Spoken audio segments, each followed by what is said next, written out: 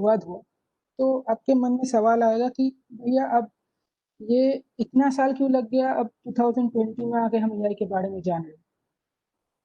ये आप लोगों का गलती नहीं है या किसी का भी गलती नहीं है, ये एक्चुअली एआई के लिए जो रिसोर्सेज चाहिए होते हैं वो बहुत ज़्यादा चाहिए होते हैं। जैसे कि पिछले 1950s का आप बात करो तो तब कंप्यूटर्स बनना शुरू हुए थे। कंप्यूटर का प्रोसेसिंग पावर इतना नहीं था कि वो इतना सारा डेटा स्टोर कर सके या प्रोसेस कर सके। तो ये जो है जॉन मैकर्थी सर, ये उन्होंने पहले एआई के बारे में ये पहले शुरू किए थे कि हाँ ऐसा भी हो सकता है, कंप्यूटर इसके बारे में प्रिडिक्ट कर सकता है, हम इसको ये सब चीज़ों में लगा सकते हैं। तो इन्होंने पहला ये टर्म, इसके इनके साथ और भी साइंटिस्ट थे जिन्होंने मिलकर ये रिसर्च चालू किया था आर्टिफिशियल इंटेलिजेंस के ऊपर। तो इन्होंने ये 1950s में चालू किया था। अब दिन ब दिन जैसे कि टेक्नोलॉजी इम्प्रूव हो रहा है, तो हमारे हमारे पास एआई के और पॉसिबिलिटीज नए नए आ रहे हैं। तो एआई अभी हर फील्ड में यूज होता है, जैसे कि आप मान लो हेल्थ केयर, या फिर सेल्फ ड्राइविंग कार्स आप सुने होंगे, या फिर जैसे कि आपका जो ईमेल बॉक्स है उसमें कभी स्पैम, आप देखते होंगे एक स्पैम फोल्डर है, उसमें इतने सारे एड्स आते हैं जो आपके अनवांटेड मैसेजेस है ऑटोमेटिकली चला जाता है। ये सब एआई की ही मतलब बदौलत है। तो एआई बहुत सटल वेज में आपके डे टू डे लाइफ से जुड़ा हुआ है। So let's begin about what is artificial intelligence, उसमें उसके अंदर क्या क्या है। तो जैसे कि आर्टिफिशियल इंटेलिजेंस के मेनली 3 पार्ट है। ये आपका आर्टिफिशियल इंटेलिजेंस डोमेन है। इसके अंदर आप मशीन लर्निंग एक पार्ट है, और मशीन लर्निंग के अंदर डीप लर्निंग और एक पार्ट है। ये आर्टिफिशियल इंटेलिजेंस आपका होता क्या, हम आपको थोड़ा एक्सप्लेन किए हैं। तो ये एक टेक्निक है जो कंप्यूटर को ह्यूमन जैसे सोचना सिखाता है या फिर ह्यूमन जैसे काम करना सिखाता है। तो मशीन लर्निंग क्या है? मशीन लर्निंग वो एल्गोरिदम्स या कुछ प्रोग्राम्स होते हैं जो जो कंप्यूटर को ये ह्यूमंस जैसा सोचना या फिर कैसे कैलकुलेट करना है ये सब सिखाता है। और जितना आप ये मशीन लर्निंग में जितना डेटा दोगे या जितना उसको ट्रेन करोगे, इसे हम कहते हैं ट्रेनिंग, मतलब आप उसको डेटा दे रहे हो, वो सीख रहा है मशीन धीरे धीरे उस डेटा से, तो इसे हम कहते हैं ट्रेनिंग। ठीक है, तो वो इम्प्रूव होता जाएगा ओवर टाइम, आपके पास जितना डेटा बढ़ता जाएगा उतना उसका इम्प्रूव होता जाएगा प्रेडिक्शन। और एक होता है डीप लर्निंग। डीप लर्निंग भी मशीन लर्निंग का एक सबसेट है, वो एआई के अंदर ही होता है। तो डीप लर्निंग क्या होता है कि हमारे ब्रेन्स में, आपको पता होगा न्यूरॉन एक न्यूरल आर्किटेक्चर होता है, इसे हम न्यूरॉन्स भी कहा जाता है, जो कम्युनिकेट करते हैं, हमारा जो एक्शन सब जो कंट्रोल होता है हमारे ब्रेन से होता है। तो साइंटिस्ट कुछ ऐसा एक स्ट्रक्चर बनाए हैं, मल्टी न्यूरल नेटवर्क आर्किटेक्चर, जो हमारे ह्यूमन ब्रेन को रिप्रेजेंट करता है। जैसे कि हमारा ब्रेन काम करता है वैसे ही ये काम करता है। तो इसके बारे में और हम जानेंगे अगले स्लाइड्स में। तो before that I want to give a brief introduction about data science. तो डेटा साइंस ये क्या है? तो भी हम बोल रहे हैं कि ये डेटा चाहिए मशीन को कुछ प्रेडिक्ट करने के लिए, कि डेटा डेटा चाहिए, ये डेटा कहाँ से आएगा? तो अब डेटा हमारे पास तो बहुत है, बट डेटा क्या होता है, नॉइजी होता है। नॉइजी मतलब डेटा में कुछ अनवांटेड डेटा भी रहता है। जैसे कि आप कभी फीडबैक फॉर्म भरते हो, तो आप लोग क्या सही से भरते हो? नहीं भरते। एड्रेस की जगह कभी कभी नाम भर देते हो, नाम की जगह एड्रेस भर देते हो। तो एक डेटा साइंटिस्ट का काम ये होता है, उसके पास जब ये डेटा आता है तो वो डेटा को करेक्ट करता है मशीन के लिए। जैसे कि अगर हमको समझ लीजिए एक केस है जिसमें हमको आपका सैलरी प्रेडिक्ट करना है किसी चीज़ का, मतलब किसी एक कंपनी का सैलरी प्रेडिक्ट करना है। तो इसके लिए हमको क्या चाहिए? उस कंपनी का पिछले 10 साल का सपोज आपके पास रिकॉर्ड है, उसमें सैलरी सबका है कि कितना एक्सपीरियंस है एक बंदे का और उसका कितना सैलरी है। तो ऐसा डेटा है। अब उसको हम तो डायरेक्टली मशीन को नहीं दे सकते, उसमें कुछ अनवांटेड डेटा भी हो सकता है। जैसे एम्प्लॉय का नाम, आप एम्प्लॉय का नाम तो मतलब मशीन लेके क्या करेगा? उसको तो बस चाहिए कितना साल का एक्सपीरियंस है बंदे का, और फिर वो बताएगा कि उसका सैलरी कितना होना चाहिए। तो ऐसे ही डेटा साइंस के लिए मतलब आपको डेटा को थोड़ा क्लीन करना पड़ता है, डेटा को प्रोसेस करना पड़ता है। तो डेटा साइंस बेसिकली आपका एक ये जो आप डेटा साइंटिस्ट, जब आप बोलते हो एक बंदा डेटा साइंटिस्ट है, तो मतलब उस बंदे को कंप्यूटर साइंस आना चाहिए, उसके पास डोमेन नॉलेज होना चाहिए, और उसको मैथ्स और स्टैटिस्टिक्स का ज्ञान भी होना चाहिए। तो ऐसा नहीं कि आप मैथ्स भी जानते हो, कंप्यूटर साइंस भी जानते हो तो आप एक डेटा साइंटिस्ट बन सकते हो। अगर आपको उस डोमेन का नॉलेज नहीं है, जिस कंपनी के लिए आप काम कर रहे हो उसका यूज केसेस नहीं मालूम है, तो डेटा साइंटिस्ट मतलब वैसा आप उसको नहीं कह सकते। तो डेटा साइंस के लिए आपको बेसिक नॉलेज भी चाहिए, डोमेन नॉलेज जो हम कहते हैं, बिजनेस नॉलेज, कंप्यूटर साइंस और मैथमेटिक्स, ये तीनों चीज़ डेटा साइंस कहलाता है। ठीक है, तो अभी हम नेक्स्ट स्लाइड में जाएंगे, मशीन लर्निंग के बारे में हम थोड़ा जानेंगे। तो मशीन लर्निंग होता क्या है? तो ये जब देख रहे हो, ये एक पास डेटा, ये समझ लो ये कुछ फाइल्स जैसे कि हम बोले कि डेटा है पिछले 10 साल का कंपनी का। तो ये डेटा को हम क्या करते हैं, हम अपने मशीन को देते हैं कि भाई आप इससे लर्न करो, डेटा का ट्रेंड्स लर्न करो कि डेटा कैसा है, इसमें रिलेशंस निकालो कि कौन से कॉलम क्या है। ठीक है, जब मशीन ये सीख जाता है डेटा के बारे में, एक एल्गोरिदम्स होते हैं मशीन लर्निंग के अंदर जो कि हम खुद हैंड कोड करते हैं प्रोग्रामिंग के थ्रू, तो वो डेटा के लिए वो सीख जाता है कि हाँ ये डेटा में ये ट्रेंड्स है, इस डेटा का मतलब ये है, तो ये सब सीख जाता है। अब जब हम उसको एक अननोन डेटा देते हैं कि भाई ठीक है तुमने 2020 तक का डेटा तुमने देख लिया है, तो अब हम चाहते हैं तुम इसी डेटा के ऊपर बेस करके हमको पता कि 2021 में क्या होने वाला है, क्योंकि 2021 का डेटा हमारे पास है नहीं, तो हम मशीन को भी नहीं दिए हैं। अब मशीन को क्या करना है कि 2020 तक का डेटा उसको एनालाइज करना है, फिर वो बोलेगा कि हाँ ये प्रेडिक्शन हो सकता है। तो ऐसे एक जनरल मशीन लर्निंग प्रॉब्लम काम करता है, एक मॉडल ऐसे काम करता है। तो कंप्यूटर पहले सीखता है पास डेटा से, फिर उसको एक अननोन डेटा दिया जाता है जो उसके पास है नहीं, फिर वो उस पर एनालाइज करता है पास डेटा को, और then it gives us a prediction about what can possibly happen. So now let's see the different types of machine learning algorithms that we have till date. तो जनरली ये तीन मशीन लर्निंग एल्गोरिथम्स के categories है। एक होता है आपका supervise learning, unsupervised learning और रीइंफोर्समेंट लर्निंग। इन तीनों के बारे में हम और जानेंगे, तो पहले इनके कैटेगरीज देख लेते हैं थोड़ा। सुपरवाइज लर्निंग में हमारे पास दो क्लासेस होते हैं, एक होते हैं रिग्रेशन प्रॉब्लम, एक होता है क्लासिफिकेशन प्रॉब्लम। तो ये रिग्रेशन प्रॉब्लम है क्या?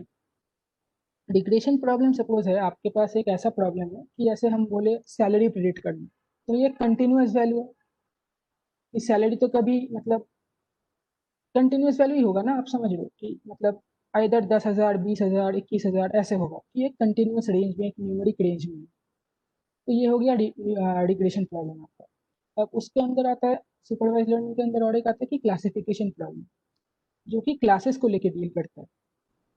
तो क्लासिफिकेशन प्रॉब्लम कैसा होता है कि अच्छा तो चलो आज बारिश होगा कि नहीं होगा, इसमें आपके दो क्लासेस है, इधर बारिश होगी या नहीं होगी, तो इसे हम कहते हैं क्लासिफिकेशन प्रॉब्लम। तो क्लासिफिकेशन और रिग्रेशन के बारे में हम और जानेंगे अगले स्लाइड्स में। तो पहले हम देख लेते हैं अनसुपरवाइज लर्निंग। तो अनसुपरवाइज लर्निंग में भी दो ऐसे होते हैं कि क्लस्टरिंग और एसोसिएशन। तो क्लस्टरिंग और एसोसिएशन के बारे में हम और जानेंगे नेक्स्ट। आप बस हम इसको थोड़ा कैटेगराइज कर देते हैं कि हम क्या क्या पढ़ने वाले हैं आगे स्लाइड्स में। तो ये दो चीज़ें होते हैं, क्लस्टरिंग और एसोसिएशन अनसुपरवाइज लर्निंग के अंदर।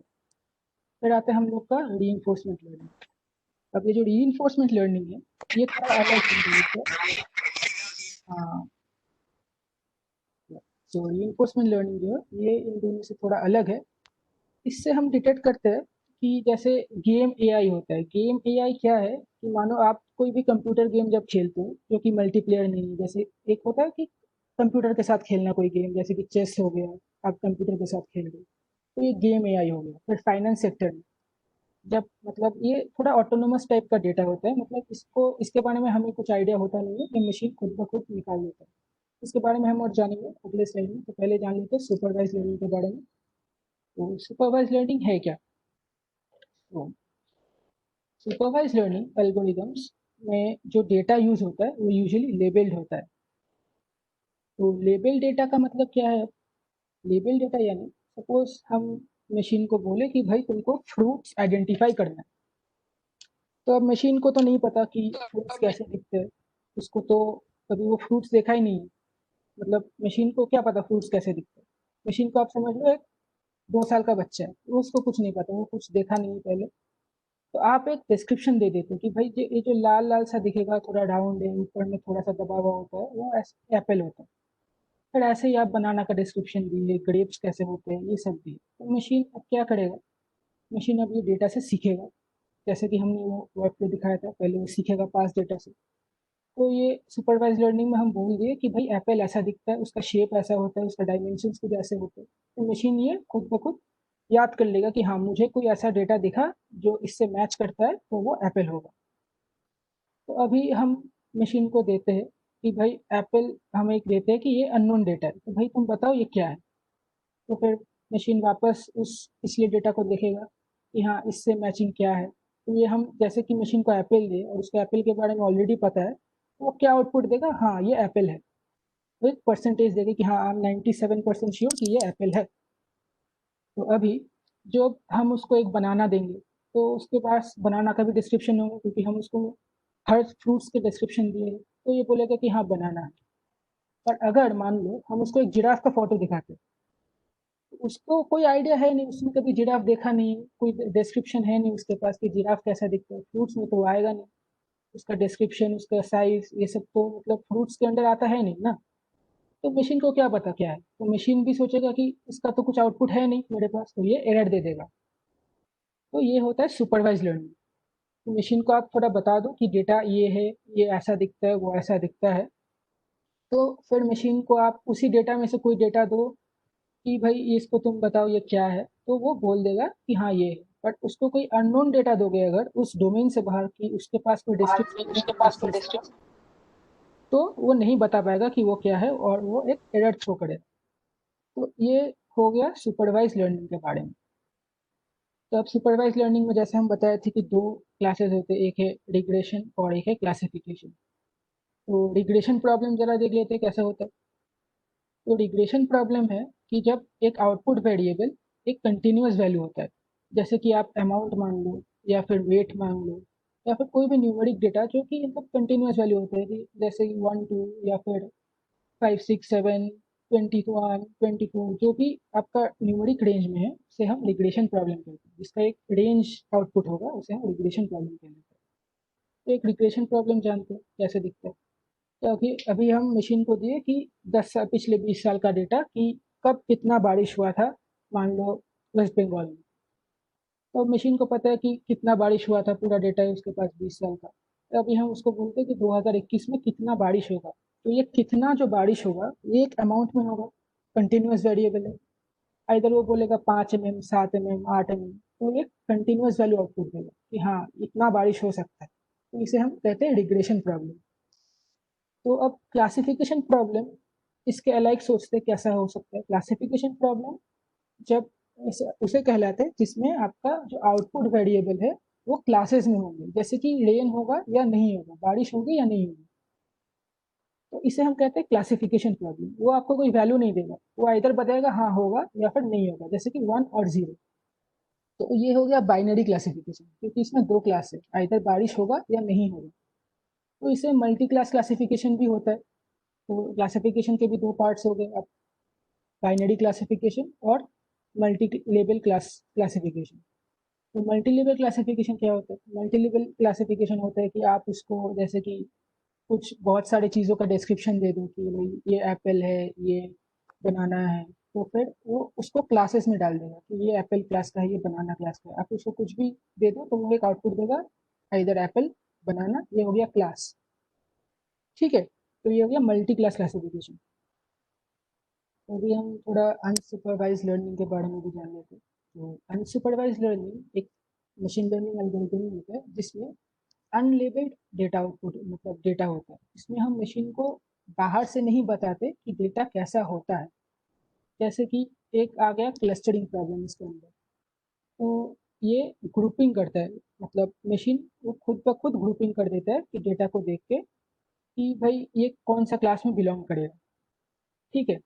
तो क्लस्टरिंग प्रॉब्लम में क्या होता है कि हम मशीन को पहले से नहीं बता रहे होते कि भाई एप्पल कैसा दिखता है या फिर बनाना कैसा दिखता है, कोई भी फ्रूट्स कैसा दिखता है। हम उसको सीधा एक फ्रूट बास्केट थमा दे रहे हैं कि you have this basket of fruits and you will determine कि कौन सा अलग है या कौन सा दूसरे से थोड़ा अलग है, तो आप उसको सेग्रीगेट करो या फिर सेपरेट करो। जैसे कि अब 2 साल का बच्चा को दे दो कि शेप्स, ट्राइंगल, सर्कल, वो क्या करेगा, अलग करेगा चीज़ें। तो उसको पहले से नहीं पता कि सर्कल का ऐसा होता है, सर्कल ट्राइंगल से अलग है। उसको बस दिखेगा कि हाँ, इसका शेप थोड़ा अलग लग रहा है, इसका कलर थोड़ा अलग लग रहा है, तो वो उसको उस हिसाब से क्लस्टरिंग करेगा या ग्रुपिंग करेगा। तो सिमिलरली क्लस्टरिंग प्रॉब्लम में हम मशीन को दे देते हैं कि अनलेबल्ड डेटा, कि उसको नहीं पता कि एप्पल कैसा दिखता है, पर उसको हम दे दें एक बास्केट ऑफ फ्रूट्स। तो भाई मशीन आ गया हमारा, तो अब वो सीखेगा डेटा से कि हाँ, ये एप्पल, बनाना, ये सब कुछ है इसमें। तो इसमें वो फिर डेटा को एनालाइज करने लगेगा, क्योंकि अब क्लस्टरिंग प्रॉब्लम में हम उसको कुछ अननोन डेटा ऑलरेडी दे रहे हैं। अब अननोन आउटपुट कैसे, हम उसको नहीं दे सकते इनपुट। तो वो अननोन डेटा को सेग्रीगेट करेगा अपने मुताबिक, वो खुद क्या सीख रहा है उस डेटा से। तो वो क्या आउटपुट देगा, सारे एप्पल्स एक तरफ, बनानाज एक तरफ, ग्रेप्स एक तरफ। समझ रहे हो कि जैसे वो ग्रुप कर देगा उस डेटा को, कि उसको लगा कि ये थोड़ा एक दूसरे से अलग है, तो उस हिसाब से वो ये सब चीज़ें हटा देगा, सेग्रीगेट कर देगा। तो ये होता है clustering problem in unsupervised learning. तो और एक प्रॉब्लम है जो अनसुपरवाइज लर्निंग के अंदर आता है, वो है एसोसिएशन प्रॉब्लम। तो एसोसिएशन प्रॉब्लम है क्या, तो ये क्या करता है एसोसिएशन प्रॉब्लम, ये फीचर इंपॉर्टेंस निकालता है। अब ये फीचर क्या होता है, फीचर वो होता है कि डेटा का जो एक एक कॉलम होता है, जैसे कि आप एक्सेल शीट मान लेते हो, तो एक एक फीचर होता है, एक एक कॉलम। जैसे कि वेट एक फीचर हो गया एप्पल का, शेप एक फीचर हो गया एप्पल का, कलर एक फीचर हो गया एप्पल का। इससे आप आइडेंटिफाई करते हो कि हाँ, ये एप्पल है। तो वैसे ही ये फीचर इंपॉर्टेंस निकालता है।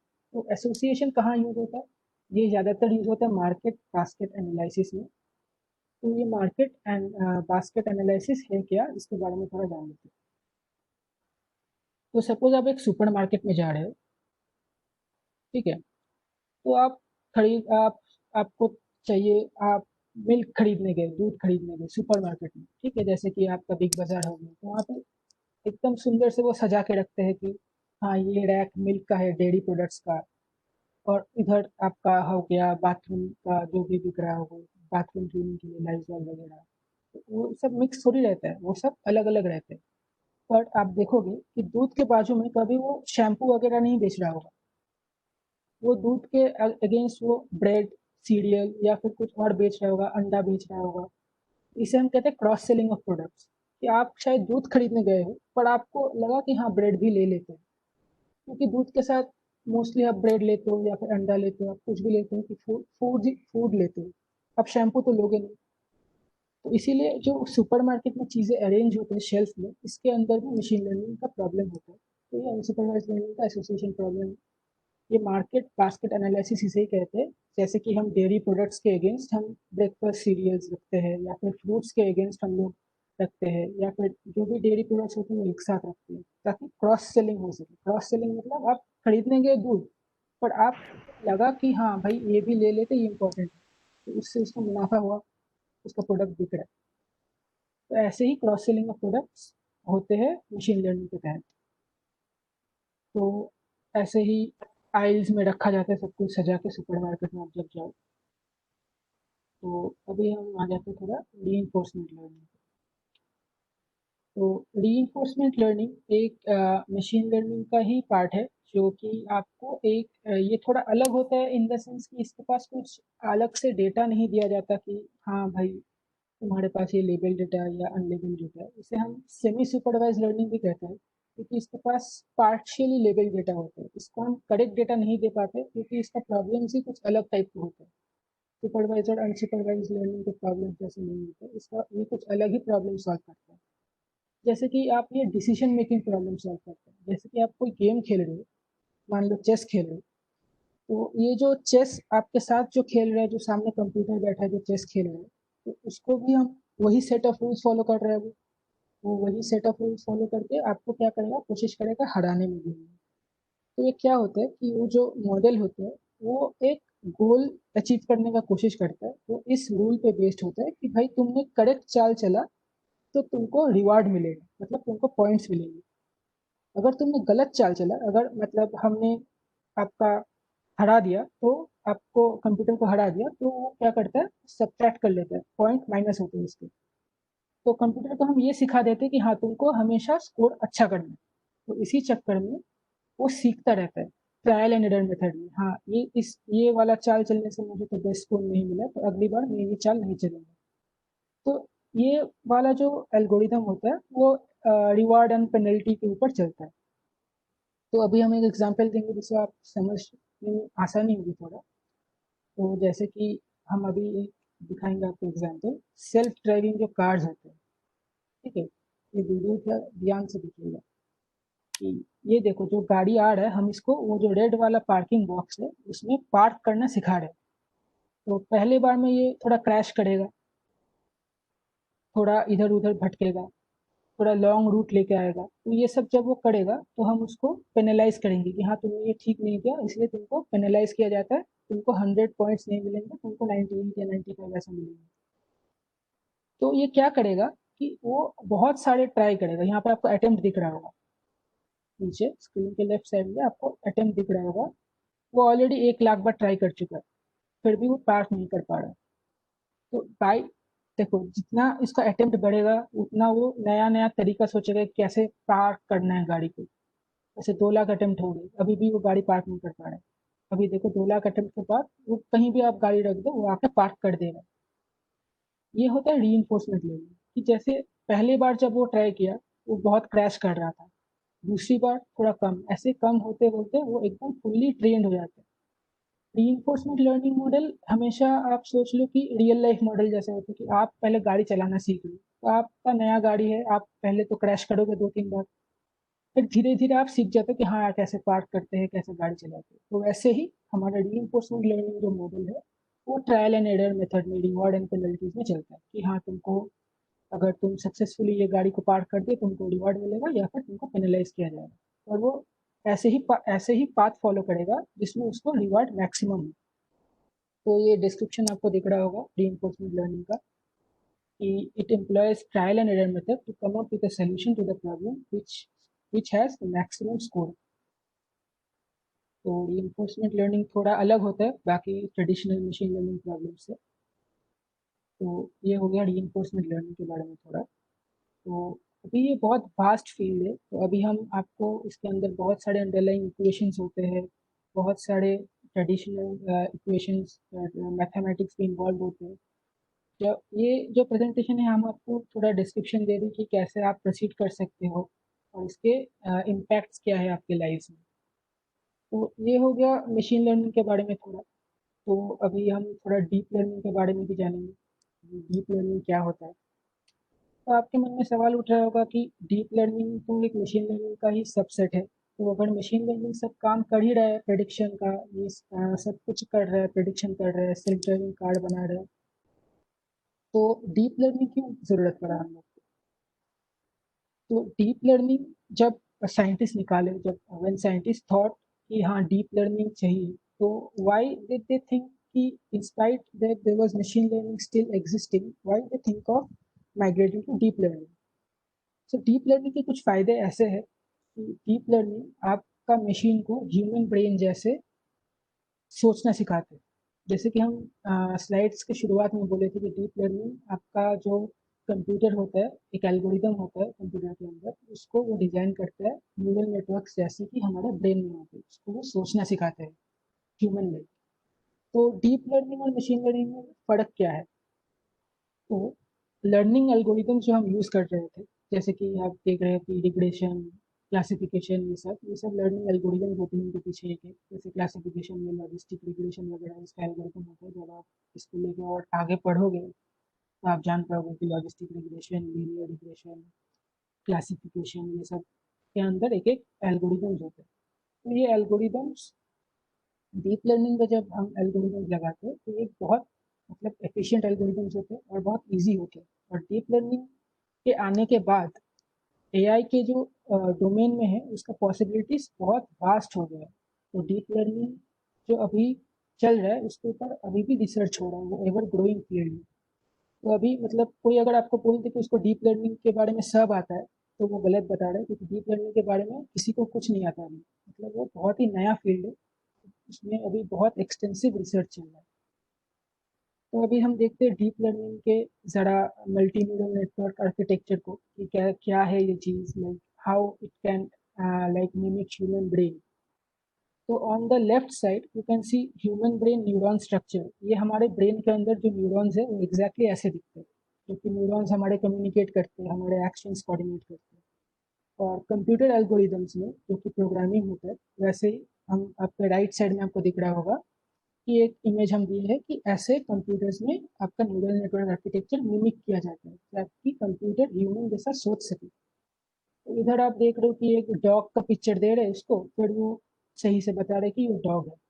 तो इसमें थोड़ा सा डीप लर्निंग मॉडल में यहाँ पे आपको दिख रहा होगा ये इनपुट, हिडन और आउटपुट, ये सब लेयर्स होते हैं. ये एक लेयर हो गया, ये दूसरा लेयर हिडन लेयर, और ये आउटपुट लेयर. तो इसे हम मल्टी न्यूरल नेटवर्क आर्किटेक्चर कहते हैं. और एक एक जो ये सर्कल आपको दिख रहा है इसे हम कहते हैं नोड्स.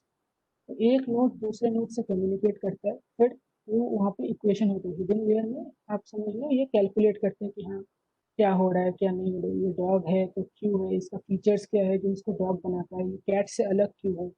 ये सब मशीन सोचता है हिडन लेयर में, और फिर आउटपुट लेयर में ये बता देता है कि हाँ ये डॉग है, कैट नहीं है.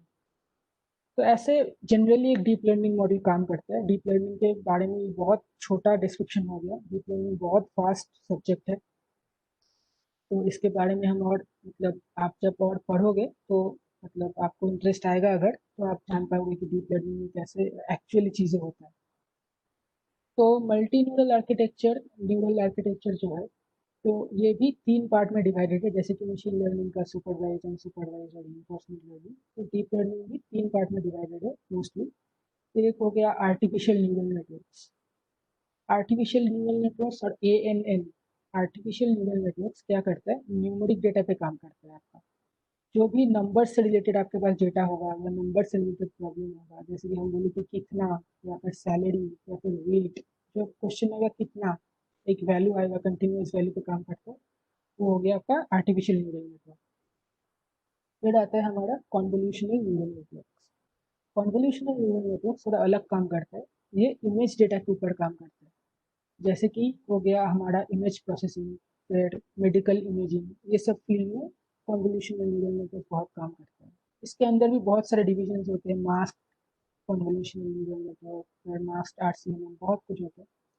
और एक होता है recurrent neural networks. Recurrent neural network क्या करता है, ये भी टाइम सीरीज डेटा पे काम करता है. अब टाइम सीरीज डेटा क्या होता है, टाइम सीरीज डेटा यानी एक सर्टेन इंटरवल ऑफ टाइम में एक जो डेटा मतलब जो डेटा कैलकुलेट होता है, हम उसको टाइम सीरीज डेटा कहते हैं. स्टॉक मार्केट प्रेडिक्शन में जैसे कि आपका टाइम सीरीज डेटा यूज होता है कि कितने टाइम बाद बाद डेटा चेंज होता रहता है, ट्रेंड्स चेंज होते हैं, तो उसको हम रिकरेंट न्यूरल नेटवर्क से प्रेडिक्ट करते हैं. जो भी आपका फाइनेंस सेक्टर में होगा, या फिर जैसे कि ट्रैवल सेक्टर में आपको पता है कि जितना जल्दी आप फ्लाइट्स का टिकट बुक करोगे उतना आपको सस्ते में मिलेगा. तो ये जो फ्लाइट्स के जो कंपनीज होते हैं, ये RCNN लगाते हैं ताकि जैसे कि उसको पता चले कि कब प्राइस हाइक करना है, कब कस्टमर को मतलब कस्टमर का जब मन करेगा कि फ़्लाइट बुक करने में, या फिर कितना इंटरवल बाद वो फ़्लाइट बुक करेगा, तो ये सब कैलकुलेट करके वो फिर प्राइस बढ़ाता है. तो इसमें RCNN यूज़ होता है. तो अभी ये काम कैसे करता है, हम आपको बेसिक सा एक बता देंगे प्रॉब्लम कि डीप लर्निंग मॉडल कैसे काम करता है. तो ये है हमारे पास एक डेटा, कि एक डेटा आपको जब मिलेगा तो बेसिकली आप जब न्यूमेरिकल डेटा मिलेगा तो आपको ऐसे ही मिलेगा एक्सेल शीट में, या फिर जिसे हम कहते हैं CSV, कॉमा सेपरेटेड फाइल्स. तो ये आपका है एक आप जो देख सकते हैं लोन डिफॉल्ट का ये एक बैंक स्टेटमेंट है. इसमें आपके पास कस्टमर एज है, कस्टमर ID है, फिर डेप्ट रेशियो है, एक मंथली इनकम भी है, और एक लोन डिफॉल्ट है, मतलब वो लोन पे किया या नहीं किया, या डिफॉल्ट किया. ठीक है, यस यानी 1, नो यानी 0. हमारा जो मशीन है उसको हम प्रेडिक्ट कराएंगे ये वाला कॉलम, कि उसका मतलब कितना परसेंट चांसेस है कि एक बंदा लोन लेके पे नहीं करेगा. तो जैसे कि आप देख रहे हो ये कुछ प्रेडिक्शंस उसने ऑलरेडी दिए हैं. उसके ऊपर हम लोग ये क्लासीफाई किए कि 1, 1, 0, 0, 30% चांसेस है कि ये लोन पे कर पाएगा, तो इसको हम 0 दे दिए. तो हम देखेंगे अभी ये काम कैसे करेगा. ठीक है, तो अभी हम ये 3 फीचर लेंगे। फीचर जैसे कि हम बता चुके हैं, ये कॉलम होते हैं। जैसे कस्टमर एज हम ले लिए है फीचर, डेब्ट रेशियो यानी ये परसेंटेज ऑफ इनकम, फिर हम उसका मंथली इनकम भी लिए है एज अ फीचर। फीचर वही होता है जो आपका मॉडल को फीचर वही होता है जो आपका मॉडल को ट्रेन करता है कि हाँ ये हमको ये आउटपुट दे पाएगा, ये हम फीचर लेंगे तो ये आउटपुट दे पाएगा। This a problem with sound. Hello, am I audible?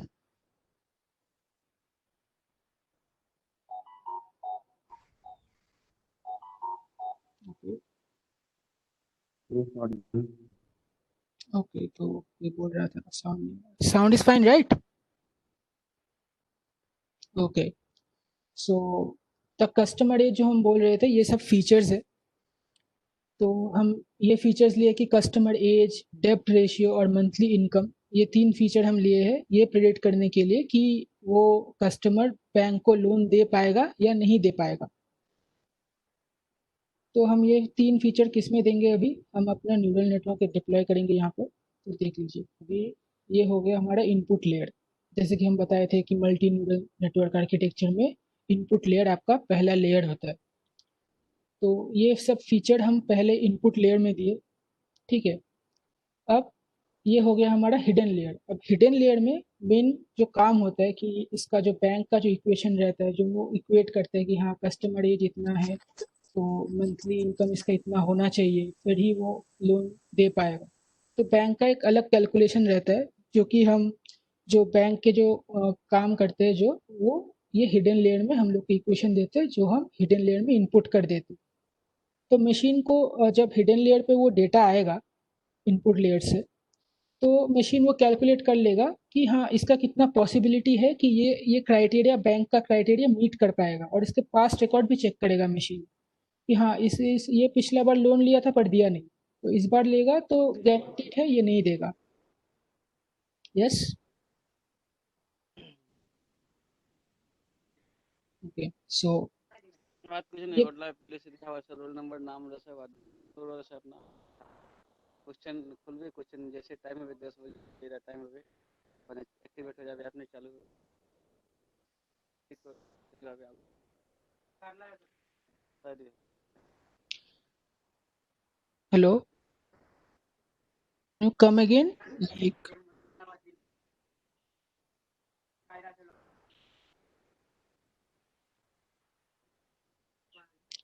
Okay, so I am continuing with the slide.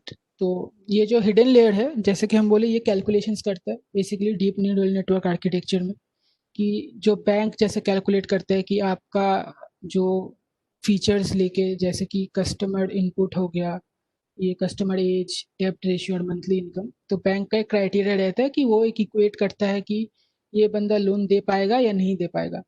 तो ऐसे ही ये कैलकुलेट करेगा हिडन लेयर, फिर आपको एक आउटपुट दे देगा थ्रू द आउटपुट लेयर कि हाँ भाई इसका इतना 70% चांसेस है कि ये लोन दे पाएगा। जैसे ये जो फर्स्ट वाला आप रो देखो, कस्टमर आईडी 1 में, तो इसने प्रेडिक्ट किया कि 76% इसका प्रोबेबिलिटी है कि ये लोन वापस दे देगा। तो यहाँ पे लोन डिफॉल्टर में हमने 1 दे दिया है, मतलब यस ये लोन दे पाएगा, तभी इसका लोन सैंक्शन होगा। तो बेसिकली ऐसे ही एक डीप लर्निंग मॉडल काम कर रहा है। तो इसके बारे में और जितना आप पढ़ोगे, जब आप पढ़ोगे तो और जान पाओगे कि इसके अंडरलाइंग मैथमेटिक्स बहुत सारे होते हैं, जैसे काम करते हैं कोडिंग वोडिंग, बहुत कुछ होता है। तो अब मशीन लर्निंग और डीप लर्निंग में डिफरेंसेस क्या होते हैं वो हम अब देख लेंगे थोड़ा। जैसे कि पहला हो गया ह्यूमन इंटरवेंशन, जैसे कि हम पहले बताए कि जैसे हम एक प्रॉब्लम लिए है यहाँ पे कि ऑब्जेक्ट आइडेंटिफिकेशन का, ऑब्जेक्ट डिटेक्शन का। आप मान लो हम उसको इनपुट दे रहे हैं गाड़ी का पिक्चर, एक कार है। सो when I give it into a machine learning model, ऊपर ये मशीन लर्निंग मॉडल आपको दिख रहा होगा और नीचे डीप लर्निंग मॉडल दिख रहा होगा। So when I give it to a machine learning model, तो हम लोग को जैसे हम बोले कि हमको फीचर बताना पड़ता है मशीन को कि जैसे हाँ गाड़ी का डायमेंशंस कुछ ऐसे होते हैं, उसका कलर कुछ ऐसे होते हैं, उसके शेप्स कुछ ऐसे होते हैं, तभी हम उसको गाड़ी बोल सकते हैं। हम उसको फीचर बना के देते हैं, मशीन लर्निंग मॉडल को हमें फीचर बना के देना पड़ता है। जैसे वो गाड़ी का डायमेंशन वगैरह जो हो गया, एक बंदा बैठ के उसका फीचर बनाता है कि हाँ ये ऐसा गाड़ी का ये होता है। तब हम मशीन लर्निंग को क्लासिफिकेशन प्रॉब्लम है, ये क्लासिफिकेशन प्रॉब्लम है, राइट, कार या not a car, binary classification problem है, तो इसीलिए क्लासिफिकेशन यहाँ पे लिखा हुआ क्लासिफिकेशन एल्गोरिथम यूज हो रहा है। तो फिर हम उस फीचर्स को हम देते हैं क्लासिफिकेशन एल्गोरिथम में, फिर मशीन लर्निंग उस फीचर पे बेस करके बताएगा कि हाँ ये कार है या नहीं। तो इसमें आप देख रहे हो कि एक लाइक ह्यूमन या फिर एक बंदे को बैठ के वहाँ पे ठीक करना पड़ रहा है कि हाँ इसको इनपुट कैसे दे नहीं दे। पर डीप लर्निंग मॉडल में जब आप कार का इनपुट देते हो, आप उसको डायरेक्टली एक कार का इमेज दिखा देते हो, या तो आप उसको डायरेक्टली एक कार का इमेज दिखा देते हो, या ऐसे ही 1000 या 2000 ऐसे गाड़ी का इमेज दिखा देते हो, फिर डीप लर्निंग मॉडल वहीं से कैलकुलेट कर लेते हैं कि हाँ गाड़ी कैसा दिखना चाहिए। वो खुद ही अंडरलाइंग फीचर्स बना बना लेते हैं, जैसे कि एक बंदा यहाँ पे फीचर एक्सट्रैक्ट कर रहा है, वो डीप लर्निंग मॉडल खुद ब खुद कर लेते हैं। इसके लिए बैक ट्रैकिंग ऐसे कुछ फार्मूलाज यूज होते हैं, back tracking, error minimisation formulas. जितना अभी अभी हम बोलेंगे तो आप लोगों को लगेगा कि ये कुछ और है, तो डराएंगे नहीं, तो आपको इंटरेस्ट आएगा तो आप जितना पढ़ोगे डीप लर्निंग के बारे में उतना आप जान पाओगे। तो वैसे ही डीप लर्निंग मॉडल में ह्यूमन इंटरवेंशन बहुत कम लगता है, कि आप बस मॉडल को गाड़ी का एक पिक्चर दिखा दो, फिर आप उसको एक कोई भी दूसरे गाड़ी का पिक्चर दिखा दो तो वो बोल देंगे कि ये कार है या नहीं। तो ह्यूमन इंटरवेंशन मशीन लर्निंग में लगता है और डीप लर्निंग में बिल्कुल नहीं लगता है, बहुत कम लगता है। तो एक हो गया, ये डिफरेंस हो गया डीप लर्निंग और मशीन लर्निंग। फिर आ जाते हैं, आपके पास क्वेश्चन होगा ये कि भैया हम जो अगर ह्यूमन इंटरवेंशन इतना लग रहा है डीप लर्निंग में और डीप लर्निंग इतना अच्छा है, मशीन लर्निंग में ह्यूमन इंटरवेंशन इतना लग रहा है ज़्यादा मतलब काम होगा, तो हम डीप लर्निंग क्यों नहीं यूज़ कर रहे हर प्रॉब्लम में। उसमें आपका एक कॉन्स्ट्रेंट आ जाता है कि हार्डवेयर। तो डीप लर्निंग मॉडल होता है वो रिसोर्स कंज्यूमिंग होता है। जब हम बोलते हैं रिसोर्स कंज्यूमिंग, इसका मतलब कंप्यूटर रिसोर्स, जैसे कि ग्राफिकल प्रोसेसिंग यूनिट या जीपीयू। आप लोगों को पता होगा जीपीयू क्या होता है, जो गेम वेम खेलते होंगे। तो ये जीपीयू जो होता है वो डीप लर्निंग के लिए बहुत यूज होता है। तो जैसे कि मशीन लर्निंग में हम बहुत कम डेटा पे प्रेडिक्ट कर सकते हैं, डीप लर्निंग मॉडल के लिए बहुत ज़्यादा डेटा चाहिए। तो इसीलिए ये डेटा को प्रोसेस करने के लिए हम जीपीयू यूज़ करते हैं। जैसे कि हम पिछले साइड में आपको बोले कि जैसे मशीन एआई बहुत पहले ही 1950s में हम लाइक रिसर्च शुरू हो गया था एआई के ऊपर, पर उसको डेवलप करने में बहुत टाइम लग गया। तो ये बहुत बड़ा फैक्टर है, जैसे कि हार्डवेयर, इसको डेवलप करने में इतना टाइम क्यों लगा, क्योंकि 1950s में वैसे हार्डवेयर अवेलेबल नहीं थी। जैसे कि एनवीडिया जो बना रहा है आजकल का ग्राफिक्स कार्ड, जो देखना आर टी एक्स 3080 निकल गया आजकल। तो ये सब फैसिलिटीज तब नहीं हुआ करती थी, तो ये बहुत कम डेवलप किया उस टाइम। तो जैसे हार्डवेयर का पावर हम लोग के पास बढ़ते गया, तो वैसे ही एआई का यूज केसेस, डीप लर्निंग, ये सब और एफिशिएंट होने लगे। तो डीप लर्निंग के लिए आपको एक बहुत हाई प्रोसेसिंग पावर चाहिए, तो इसीलिए कुछ कुछ कंपनी डीप लर्निंग डिप्लॉय करने से पहले मशीन लर्निंग से हम उस प्रॉब्लम को सॉल्व करना पहले सीख लेते हैं, पहले ट्राई करते हैं। अगर मशीन लर्निंग से वो प्रॉब्लम नहीं सॉल्व हो रहा है तभी हम डीप लर्निंग का यूज़ करते हैं।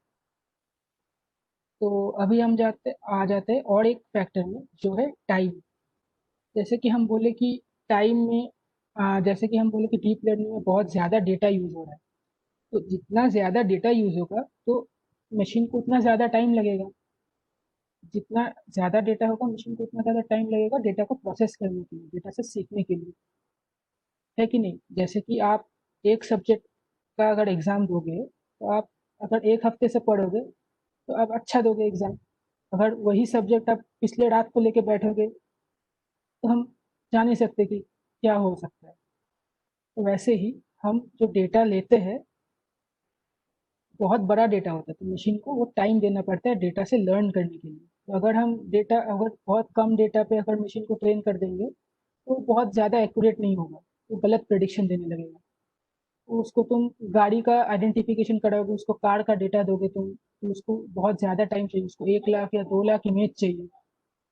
तो अगर उसको तुम उससे कम इमेज देते हो तो आप उसको कुछ और दिखाओगे, वो तो कुछ और बताएगा। आप उसकी इंसान का पिक्चर दिखाओगे, वो बोलेगा नहीं भैया ये गाड़ी है, तो वो क्यों बताएगा, क्योंकि उसका एक्यूरेसी प्रॉपरली ट्रेन नहीं है वो मॉडल। तो टाइम बहुत ज़्यादा फैक्टर है मशीन लर्निंग और डीप लर्निंग मॉडल्स के लिए।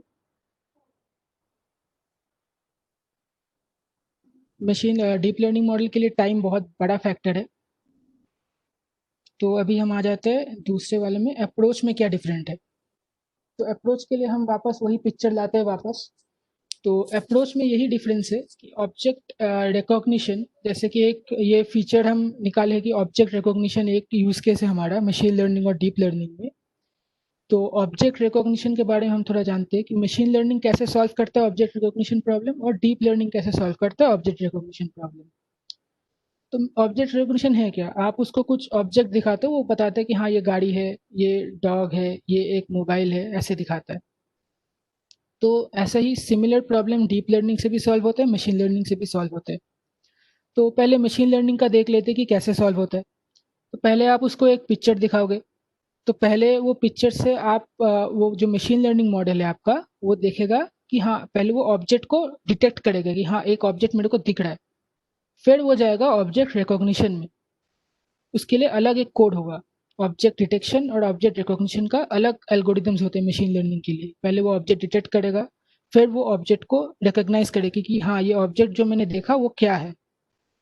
पर डीप लर्निंग में ये सब एक साथ होता है, क्योंकि डीप लर्निंग वो डेटा पूरा एक साथ लेता है, एक साथ प्रोसेस करता है। जैसे कि हम बोले कि डीप लर्निंग के लिए बहुत ज़्यादा डेटा चाहिए होता है, तो डीप लर्निंग वही डेटा को बहुत ज़्यादा प्रोसेस करता है। तो automatically deep learning model autonomous होता है और वो डिटेक्ट कर लेते हैं। ऑब्जेक्ट रिकॉग्निशन ऑब्जेक्ट डिटेक्शन एक साथ होता है और वो बोल देता है कि हाँ ये कार है। आप उसको कुछ भी इमेज दे दो तो वो ऑटोमेटिकली बोल देता है। तो ये एक अप्रोच का डिफरेंस हो गया कि मशीन लर्निंग और डीप लर्निंग में। तो अभी हम आ जाते हैं एप्लीकेशंस में, कि एप्लीकेशंस में मशीन लर्निंग के लिए हम जो मशीन लर्निंग ज़्यादातर यूज़ होता है प्रेडिक्टिव मॉडलिंग के लिए। तो प्रेडिक्टिव मॉडलिंग है क्या, प्रेडिक्टिव मॉडलिंग वही है कि आप एक डेटा दे रहे हो उसको, वो उसको तुम प्रेडिक्ट करने बोल रहे हो कि हाँ कल क्या होगा, परसों क्या होगा। फिर आ जाता है natural language processing. Natural language processing एक नया यूज़ केस है मशीन लर्निंग के लिए। नेचुरल लैंग्वेज प्रोसेसिंग हर जगह यूज़ होता है। जैसे कि आप यूज़ करते हो गूगल असिस्टेंट, सीडी, एलेक्सा, जो भी है ये सब नेचुरल लैंग्वेज प्रोसेसिंग में चलता है। क्योंकि मशीन जो है वो हमारा लैंग्वेज नहीं समझ पाता है। तो मशीन को हमारा लैंग्वेज समझाने के लिए हम उसको ह्यूमन वॉइस या फिर ह्यूमन लैंग्वेज में हम उसको ट्रेन करते हैं। इसके लिए बहुत ज़्यादा डेटा होता है कि मशीन एक पूरा ऐसा भी मशीन लर्निंग मॉडल्स है जो कि पूरा ब्लॉग या आर्टिकल लिख देता है, और आपको आप जब उस आर्टिकल को पढ़ोगे आपको समझ नहीं आएगा ये इंसान ने लिखा है या एक रोबोट ने लिखा है। तो natural language processing is that good nowadays. Now like एक नया मॉडल है कि ओपन एआई एक आपका कंपनी है जो मशीन लर्निंग प्रॉब्लम्स में डील करता है। तो उन्होंने एक नया मॉडल निकाला कि GPT-3, वो नेचुरल लैंग्वेज प्रोसेसिंग मॉड्यूल है। तो हम आपको एक एग्जांपल दिखाएंगे GPT-3 का भी, वो कैसे काम करता है। फिर आपका वो यूज़ केस आ जाते हैं ईमेल फिल्टरिंग में, कि जो भी आपका ईमेल में जो एड्स आते हैं वो ऑटोमेटिकली आपका स्पैम फोल्डर में चले जाते हैं, आपका इनबॉक्स क्लियर रहता है। तो ये भी मशीन लर्निंग का ही एक प्रॉब्लम है। फिर फ्रॉड डिटेक्शन हो गया बैंक में, आपका जो ट्रांजैक्शन है एंड ट्रांजैक्शंस जो आप करते हो बैंक्स में, तो उसके लिए भी आपका जो बैंक का एक एल्गोरिदम होता है जो हम लोग को देते हैं वो लोग, फिर हम उस पे मशीन लर्निंग अप्लाई करके फिर बैंक को एक आउटपुट देते हैं कि हाँ ये फ्रॉड ट्रांजैक्शन लग रहा है। जैसे कि आप बहुत गूगल पे तो सभी यूज़ करते होंगे। तो गूगल पे, फ़ोन पे ये सब जब यूज़ करते हो आप, 1-2 रुपए का अगर ट्रांज़ैक्शंस करते हो, तो ज़्यादातर अगर 10-15 ₹1 का ट्रांज़ैक्शन या ₹2 का ट्रांज़ैक्शन आप किए होंगे, तो आपको बैंक से एक कॉल आता है कि भैया आप ही ने किए होंगे ना ये ट्रांज़ैक्शंस। तो ये क्यों आता है, क्योंकि ये जो मॉडल होता है आपका ट्रांज़ैक्शंस ये देख लेता है और इसको लगता है कि हाँ, आपके अकाउंट से कोई फ्रॉड हो रहा है या फिर कोई आपके अकाउंट से डेटा या पैसा निकाल रहा है। तो ये बैंक को एक अलर्ट भेज देता है। तो ऐसे फ्रॉड डिटेक्शन मॉडल्स काम करते हैं। फिर आता है प्रोडक्ट रिकमेंडेशंस। तो अभी तो लॉकडाउन में सब घर पे बैठे होंगे, तो सब अमेज़न से ही ऑर्डर कर रहे होंगे। तो अमेज़न में जब ऑर्डर करते हो या फिर आपने कुछ शर्ट वगैरह खरीदे या पैंट्स वगैरह खरीदे, तो आपको वो रिकमेंडेशन दिखाते हैं कि हाँ भाई आप ये शर्ट खरीदे हो तो आपको ये वाला शर्ट भी पसंद आना चाहिए, या फिर आप जूता भी ले सकते हो। ऐसे आपको रिकमेंडेशंस आते हैं अमेज़न में पकड़ लो, या फिर यूट्यूब में जब आप वीडियो देखते हो, तो आप एक गाने का वीडियो देखें तो आपको नेक्स्ट गाने का एक सजेशन आता है कि you might also like this. तो ये जो होता है रिकमेंडेशंस, ये आपका पर्सनलाइज्ड रिकमेंडेशंस होते हैं। तो ये भी एक मशीन लर्निंग प्रॉब्लम है। फिर आ जाते हैं थोड़ा डीप लर्निंग प्रॉब्लम्स में। मतलब ऐसा नहीं है कि मशीन लर्निंग प्रॉब्लम्स है तो डीप लर्निंग से सॉल्व नहीं होते, तो डीप लर्निंग भी आप यूज़ कर सकते हो। सिमिलरली जो भी मशीन लर्निंग प्रॉब्लम्स है आप उसको डीप लर्निंग से भी यूज़ कर सकते हो। तो जो एकदम डीप लर्निंग का जो एक्सक्लूसिव प्रॉब्लम्स है, जैसे कि मेडिकल इमेजिंग। मेडिकल इमेजिंग क्या है? मेडिकल इमेजिंग जैसे कि आप कभी हॉस्पिटल में जाते हो, आपका एमआरआई, सीटी स्कैन या फिर एक्सरेज होता है, तो डॉक्टर उसी इमेज को देख के आपको बताता है कि हाँ भैया आपको यहाँ पे क्रैक है या फिर ब्रेन में यहाँ पे क्लॉट है। तो वही रिपोर्ट्स हम अगर मशीन को दिखाएं तो वो सेम चीज़ बताएगा। बट इसमें हम मशीन को, ये मेडिकल इमेजिंग में क्यों आया मशीन लर्निंग या फिर डीप लर्निंग? तो इसके लिए बहुत बड़ा रीज़न है। जैसे कि पेशेंट्स का रिकॉर्ड्स जो होते हैं, वो एक डॉक्टर तो दिन में 100 से ज़्यादा पेशेंट्स देखते हैं, उसको तो थर्ड पेशेंट का डिटेल याद नहीं रहता होगा, है कि नहीं? तो एक मशीन को अगर हम डेटा ये दे दे तो मशीन तो सब याद रखता है, मशीन के पास बहुत ज़्यादा मेमोरी होता है। तो नेक्स्ट टाइम जब वो पेशेंट आता है डॉक्टर के पास, तो मशीन उसका एक हिस्ट्री निकाल के देता है कि हाँ उसको 2010 में उसको ये प्रॉब्लम था, उसका हाथ टूटा था, तो अभी जो प्रॉब्लम है वो ये है, इससे रिलेटेड वो हो सकता है। तो मेडिकल इमेजिंग से भी डॉक्टर्स का काम ईजी हो गया है। तो डॉक्टर्स आपको देखने से पहले आपका हिस्ट्री जान लेता है कि आपको क्या क्या प्रॉब्लम्स है या फिर आपको किस चीज़ से एलर्जीज है। आपका जो मेडिकल हिस्ट्री है वो ये मशीन स्टोर कर लेता है और उससे वो रिकमेंडेशंस दे देते हैं। तो भी मेडिकल इमेजिंग में डीप लर्निंग बहुत प्रोग्रेस कर रहा है। तो अभी हम जानेंगे उसके बारे में थोड़ा कि डीप लर्निंग कैसे प्रोग्रेस कर रहा है। कि जो कि कैंसर डिटेक्शन है, ये एक नया यूज़ केस है machine learning deep learning domain में, मेडिकल इमेजिंग के अंदर। तो अभी जो डॉक्टर्स या फिर इंजीनियर्स काम कर रहे हैं ये कैंसर डिटेक्शन में, जैसे कि आपका ब्लड सैंपल से वो प्रेडिक्ट कर सकता है कि आपको कैंसर होने का संभावना कितना है। तो ये बहुत रेवोल्यूशनरी एक ब्रेक थ्रू मिलेगा अगर ये सक्सेसफुल हो गया, तो इसके बारे में अभी रिसर्च चल रहा है। तो अभी the next big thing is self driving cars. तो सभी तो सुने होंगे टेस्ला। किसने सुने हैं टेस्ला का नाम? हेलो, टेस्ला का नाम कौन कौन सुना है? कोई नहीं? सर सुने हैं। हाँ, तो टेस्ला क्या, तो टेस्ला का क्या है? टेस्ला एक इलेक्ट्रिक कार्स बनाता है। तो टेस्ला का और एक चीज़ है कि वो सेल्फ ड्राइविंग कार्स बनाते हैं। तो ये सेल्फ ड्राइविंग कार्स जो बनाते हैं वो कैसे होते हैं, हम आपको दिखाए कि पार्किंग कैसे होता है, एक रीइंफोर्समेंट लर्निंग है, ये सब। मतलब ये सब मतलब एक यूज़ केस है कि सेल्फ ड्राइविंग कार, जिसके बारे में अभी और जानेंगे कि सेल्फ ड्राइविंग कार्स कैसे होते हैं। आप हम एक शॉर्ट वीडियो अटैच किया है आप लोगों को समझाने के लिए कि कैसे होता है ये सब चीज़ें। तो सेल्फ ड्राइविंग कार्स, अभी इसके बारे में भी बहुत ज़्यादा रिसर्च चल रहा है कि self driving cars is the next thing. क्योंकि अभी ओला वाले तो हर जगह जाते नहीं है, तो ये एक बड़ा प्रॉब्लम है। तो अभी सेल्फ ड्राइविंग कार्स का आने ही वाला है, 4-5 साल और वेट कर लो, सेल्फ ड्राइविंग कार्स आ जाएंगे। तो और एक है कि licence plate recognition. Licence plate recognition एक बहुत ज़्यादा बड़ा ब्रेक थ्रू है in case of safety and traffic signals.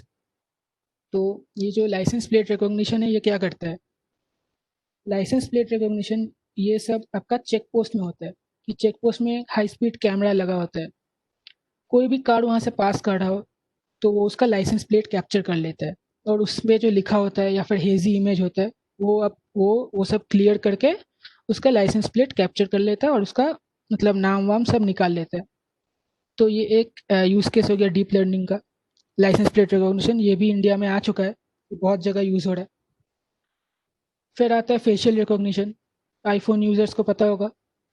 IPhone क्या, अभी तो सब फ़ोन में आ गया है facial recognition. Front camera on करो, खुल जाता है फ़ोन। हर कैमरा में ये है कि आप सेल्फी कैमरा ऑन करो, आपके फेस के अराउंड एक स्क्वाड बन जाता है ग्रीन कलर का। तो मशीन को पता है कि आपका फेस कहाँ पे है। तो यही है फेशियल रिकॉग्निशन, जो अभी हर स्मार्टफोन में तक आ चुका है, मशीन लर्निंग और डीप लर्निंग का चीज़ें। फिर आता है आपका रियल टाइम थ्रेट डिटेक्शन। ये इसके बारे में भी रिसर्च हो रहा है और कुछ कुछ जगह डिप्लॉय हो चुका है। कि अभी तो पुलिस पुलिस के लिए अभी लॉकडाउन भी है, अभी पुलिस भी बहुत घूम रहे हैं आसपास, तो उनका सेफ्टी के लिए भी अभी जो ये शुरू हुआ है कि ड्रोन ड्रोन इमेजिंग। तो क्या होता है कि हम ड्रोन में भी ऐसा कुछ एल्गोरिदम्स लगा देते हैं कि जो वो इमेज कैप्चर कर रहा है, वो जब ट्रांसमिट होता है, वो एनालाइज कर लेते हैं कि हाँ, ये कुछ गन्स या फिर कुछ कहीं पे भी कुछ फाइट हो रहा होगा, कोई लड़ाई झगड़ा हो रहा होगा, तो वो डिटेक्ट कर लेगा कि हाँ, यहाँ पे कुछ गड़बड़ हो रहा है, तो वो अलर्ट कर देता है आसपास की एजेंसीज को। तो ये हो गया आपका रियल टाइम थ्रेट डिटेक्शन। ये है जो कि हॉट टॉपिक से बहुत, जो कि मतलब आपका अभी जो डेली मशीन लर्निंग के ऊपर जिस पे रिसर्च चल रहा है, सब यही है। ये कुछ ऑलरेडी यूज़ हो रहे हैं और ये जो अभी रिसर्च चल रहे हैं, यही सब एप्लीकेशंस है। और भी एप्लीकेशंस बहुत है, जैसे कि ऑटोमेशन सेक्टर में भी है कि मशीन पूरा फैक्ट्री ऑटोमेट हो रहा है अभी, उसके बारे में भी हम थोड़ा जानेंगे अभी।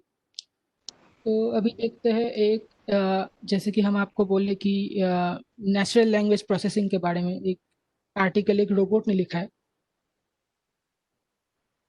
आप थोड़ा पढ़ लीजिए इसको।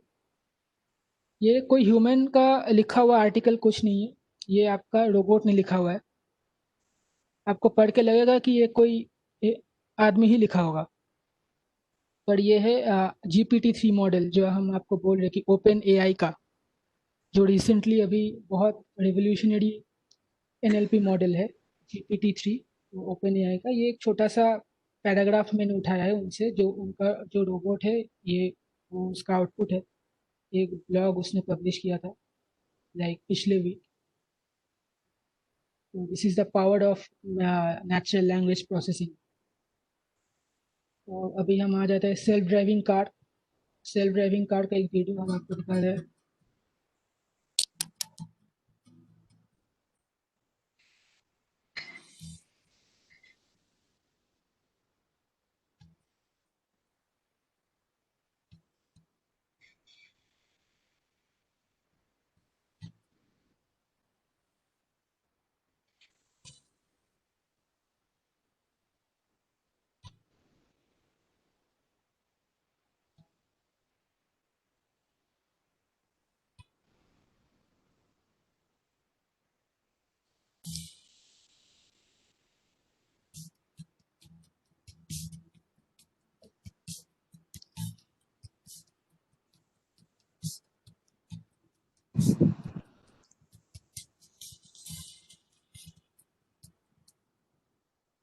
तो अभी हमने देखा सेल्फ ड्राइविंग कार का एक छोटा सा क्लिप।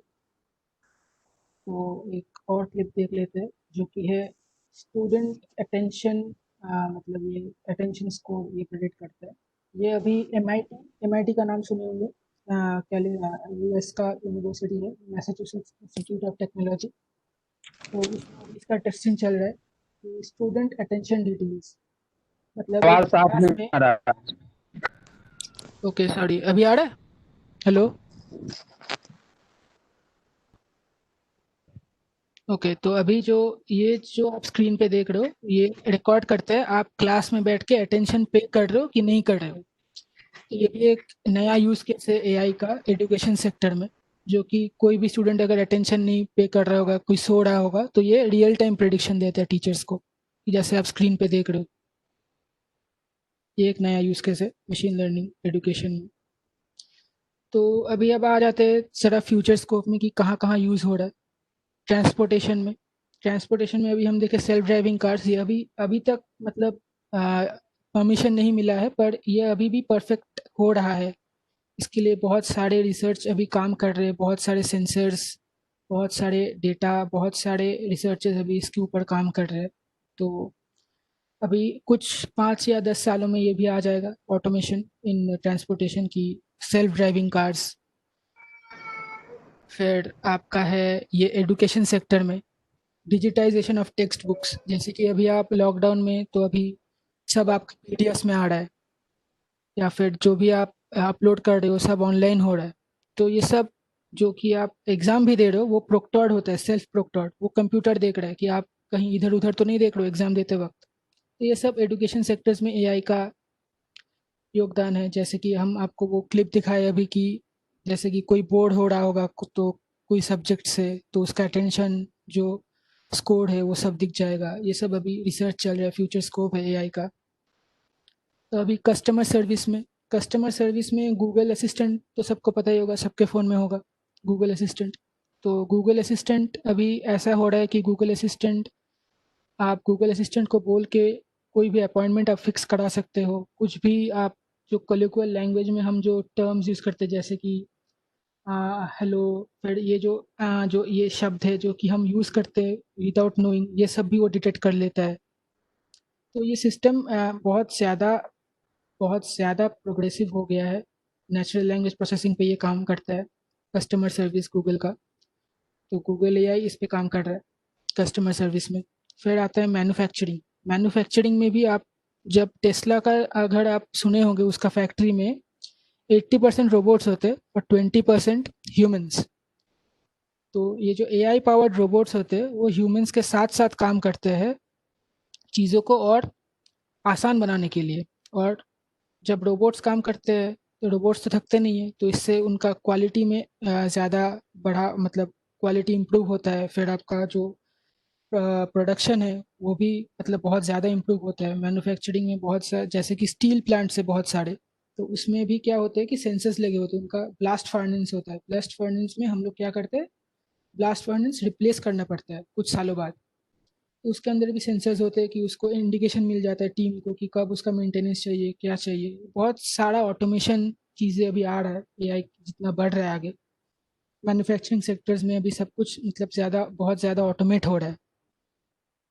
तो हेल्थ केयर के बारे में हम बता चुके हैं कि फील्ड ऑफ हेल्थ केयर में बहुत ज़्यादा प्रोग्रेस हो रहा है कि कैंसर डिटेक्शन भी अभी आ रहा है धीरे धीरे। उसके ऊपर रिसर्च चल रहा है कि ड्रग डिस्कवरी या फिर कोई भी वैक्सीन बनाते वक्त, जैसे कि कोविड का वैक्सीन, ये जो ज़्यादातर अभी सब एआई पे लगे हुए। कोविड का वैक्सीन, कोई भी वैक्सीन बनाने के लिए हमको एक जीन सीक्वेंस चाहिए होता है। जीन सीक्वेंस अगर मैच करेगा तभी वैक्सीन बन पाएगा।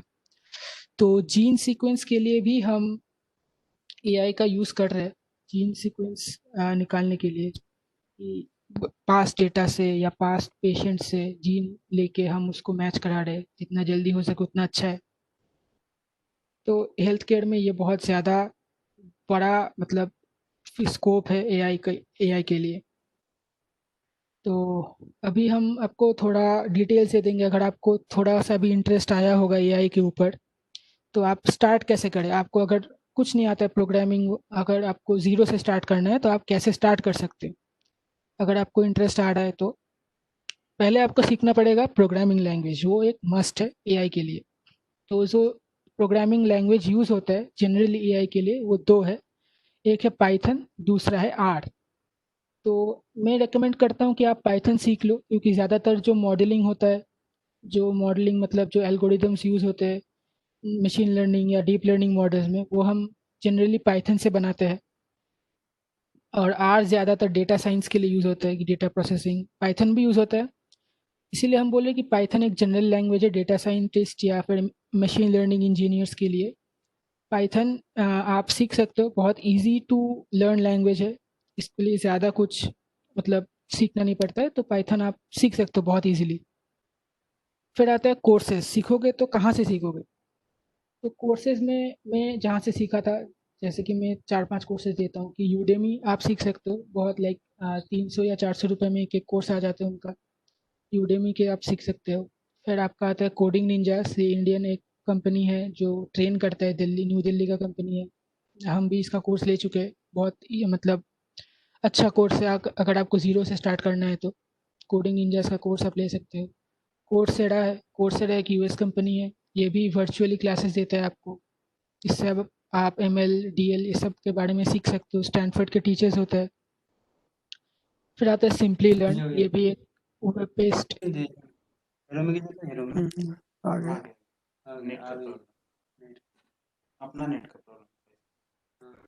ओके, तो आप ये यहाँ से भी फ्री में सीख सकते हो कि सिंपली लर्न। फिर और भी ज़्यादा है, जैसे कि यूट्यूब एक सबसे बड़ा प्लेटफॉर्म है ये सब सीखने के लिए। यूट्यूब में हज़ारों कोर्सेज ऐसे दिए रहते हैं। 1 घंटे का, 2 घंटे का कोर्सेज डायरेक्ट आप सीख सकते हो यहाँ से। एमएल मान लो या फिर पाइथन मान लो, आर मान लो, जो भी आपको सीखना है। फिर आते हैं अगर सीख लिए तो अब प्रैक्टिस कहाँ पे करें।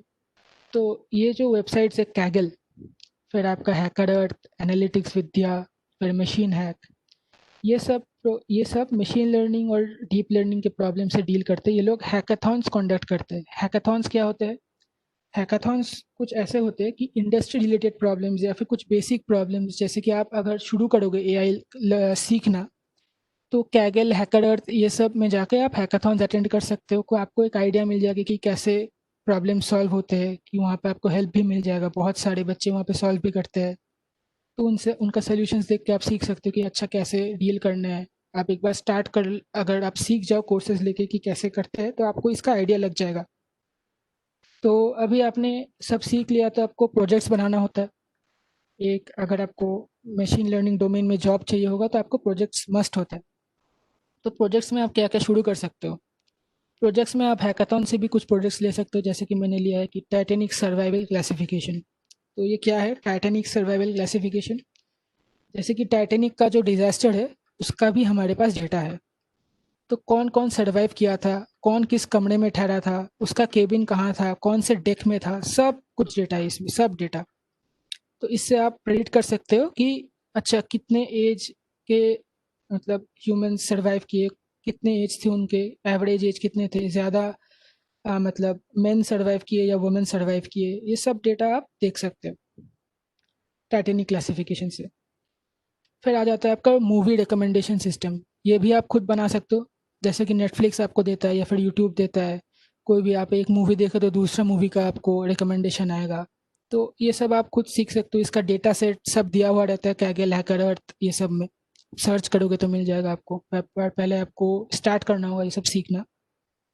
फिर आता है आपका स्टॉक प्राइस प्रेडिक्शन, इसका भी डेटा सेट मिल जाएगा। आपको स्टॉक प्राइस प्रेडिक्ट करने होते हैं ये एक टिपिकल मशीन लर्निंग प्रॉब्लम है। फिर आता है हैंड राइटिंग रिकॉग्निशन, जैसे कि हम कुछ भी कर्सिव में लिखते हैं पेन और पेपर में, फिर हम उसको मशीन को दिखाते हैं तो मशीन वो ऑटोमेटिक डिटेक्ट कर लेते हैं कि ये कौन सा हम क्या लिखे हैं। तो ये होता है हैंड राइटिंग रिकॉग्निशन। ये भी आपका डेटा सेट मिल जाएगा, सब कुछ मतलब अवेलेबल है ऑन द नेट। फिर आता है सेंटिमेंट एनालिसिस। सेंटिमेंट एनालिसिस क्या है? जैसे कि ट्विटर सेंटिमेंट एनालिसिस के बारे में आप शायद सुने होंगे, कि जो हम लोग ट्वीट करते हैं ट्विटर पे या फिर सोशल मीडिया प्लेटफॉर्म में कुछ भी ट्वीट करते हैं, तो उससे हमारा इमोशंस या फिर कुछ हम लोग बोल देते कि हाँ फीलिंग सैड, ये वो। तो ये सबसे वो एनएलपी का एक प्रॉब्लम है, ये एनएलपी से वो डिटेक्ट कर लेगा कि आपका मूड कैसा है। तो ये एक प्रोजेक्ट आप कर सकते हो। फिर अभी डीप लर्निंग में थोड़ा आते हैं, डीप लर्निंग में कौन कौन से प्रोजेक्ट्स हो रहे हैं अभी, मतलब जो आपको अच्छा जॉब या फिर अच्छा एक हेड स्टार्ट दे देगा इंडस्ट्री के लिए। एक आ रहा है कि इमेज क्लासिफिकेशन। जैसे कि हमने आपको बताया कि डीप लर्निंग ज़्यादातर इमेज क्लासिफिकेशन या फिर इमेज प्रोसेसिंग, वीडियो प्रोसेसिंग, ये सब चीज़ों के लिए ज़्यादा यूज़ होता है। तो यहाँ पे एक इमेज क्लासिफिकेशन का प्रॉब्लम है, साइफर 10 डेटा सेट है। इसके अंदर बहुत सारे इमेजेस मिल जाएंगे आपको, जूते के इमेजेस, कुछ भी का इमेज, बहुत कुछ इमेज है इसके अंदर, डॉग्स, कैट्स, कुछ भी। मतलब ये बेसिकली एक ऑब्जेक्ट डिटेक्शन टाइप का है, ये इमेज क्लासिफिकेशन।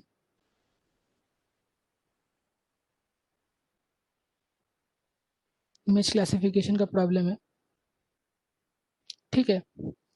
तो अभी एक आता है कि फेस डिटेक्शन सिस्टम।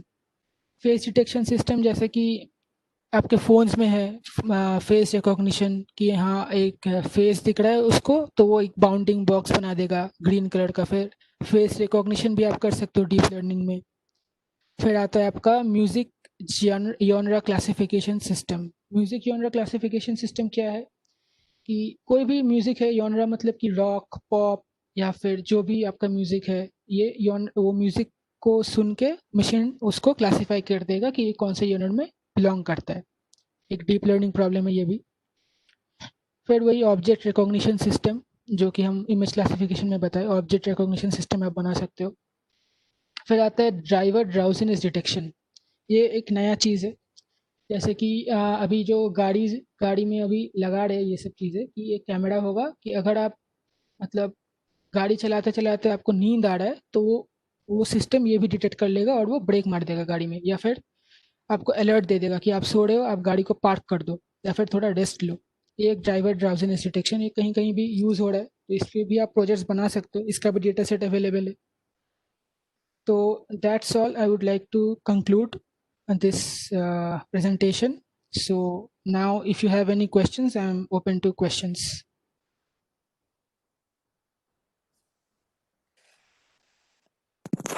अगर किसी पार्टिसिपेंट्स को कोई भी अगर क्वेश्चंस हो तो अब सर से जरा पूछ लीजिए।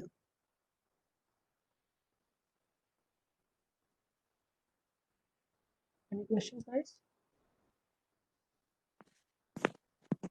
हेलो। चैट में कुछ आ रहा है, लेट मी जस्ट ओपन। हाँ, आप अगर माइक में बोल सकते हो तो इजी रहेगा, क्योंकि सबका चैट्स करने इसमें दिक्कत है। As we generally listen, many actors and actresses have millions of fake followers.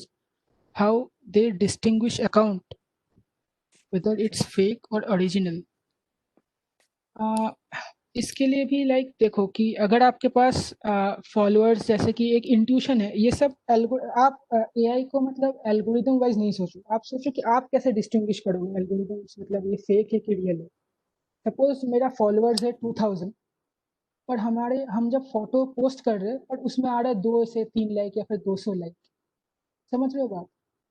तो ये क्या है, आइदर ये फेक फॉलोअर्स है या फिर फेक अकाउंट से फॉलोअर खरीदे गए हैं, या फिर समझ रहे हो बात जो है, मतलब आपके फॉलोअर्स है 20,000 और आपका फोटोज में आ रहा है 200 लाइक्स या फिर 100 लाइक्स, तो ऐसे ही डिटेक्ट होगा। तो आपका जो मशीन लर्निंग प्रॉब्लम्स है वो आपका मतलब जो रियल लाइफ में आप जैसे सोचते हो प्रॉब्लम सॉल्व करने के लिए, वैसे ही आपको सोचना पड़ेगा और फिर उसको इम्प्लीमेंट करना पड़ेगा, ये ओरिजिनल है या फेक है। Does that answer your question, Himanshu?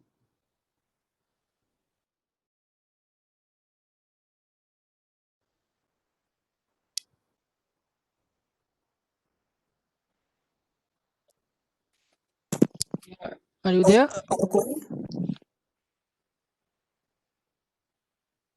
Next question कोई पूछिए।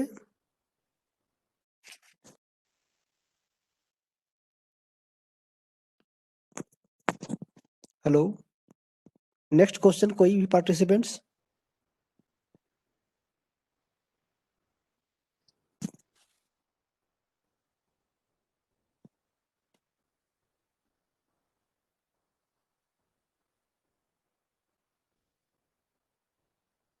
कोई भी क्वेश्चन नहीं है?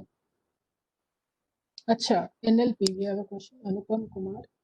NLP, yes, NLP is basically natural language processing. So natural language processing, how it works is like we have predefined data sets. तो इसके लिए आप जो सोच रहे हो कि हाँ कंप्यूटर ऐसे ही सीख रहा है, आप उसको कुछ भी टेक्स्ट दिखा रहे हो, तो ऐसा बिल्कुल नहीं है। कंप्यूटर इज अ डम मशीन, उसको कुछ नहीं पता है जब तक आप उसको नहीं बताओ कि क्या करना है। तो NLP कोई भी प्रॉब्लम के लिए हमारे पास ऑलरेडी डेटा सेट्स होते हैं कि कैसे हम लोग लिखते हैं, लाइक हाउ वी राइट, जैसे कि हम लोग का ग्रामेटिकल एरर्स जो होते हैं, हम लोग का आइडियम्स जो होते हैं ग्रामर्स में, सेंटेंसेस, एडजेक्टिव्स, वर्ब्स, ये सब NLP में रहते हैं डेटा सेट्स में। जब आप NLP के बारे में और पढ़ोगे, when you start exploring the field in NLP, then you will come across these things and you will see that जब आप ट्रेन करोगे मॉडल को, it will give you the favorable आवाज साफ results. नहीं आ रहा। Okay, like, am I audible now?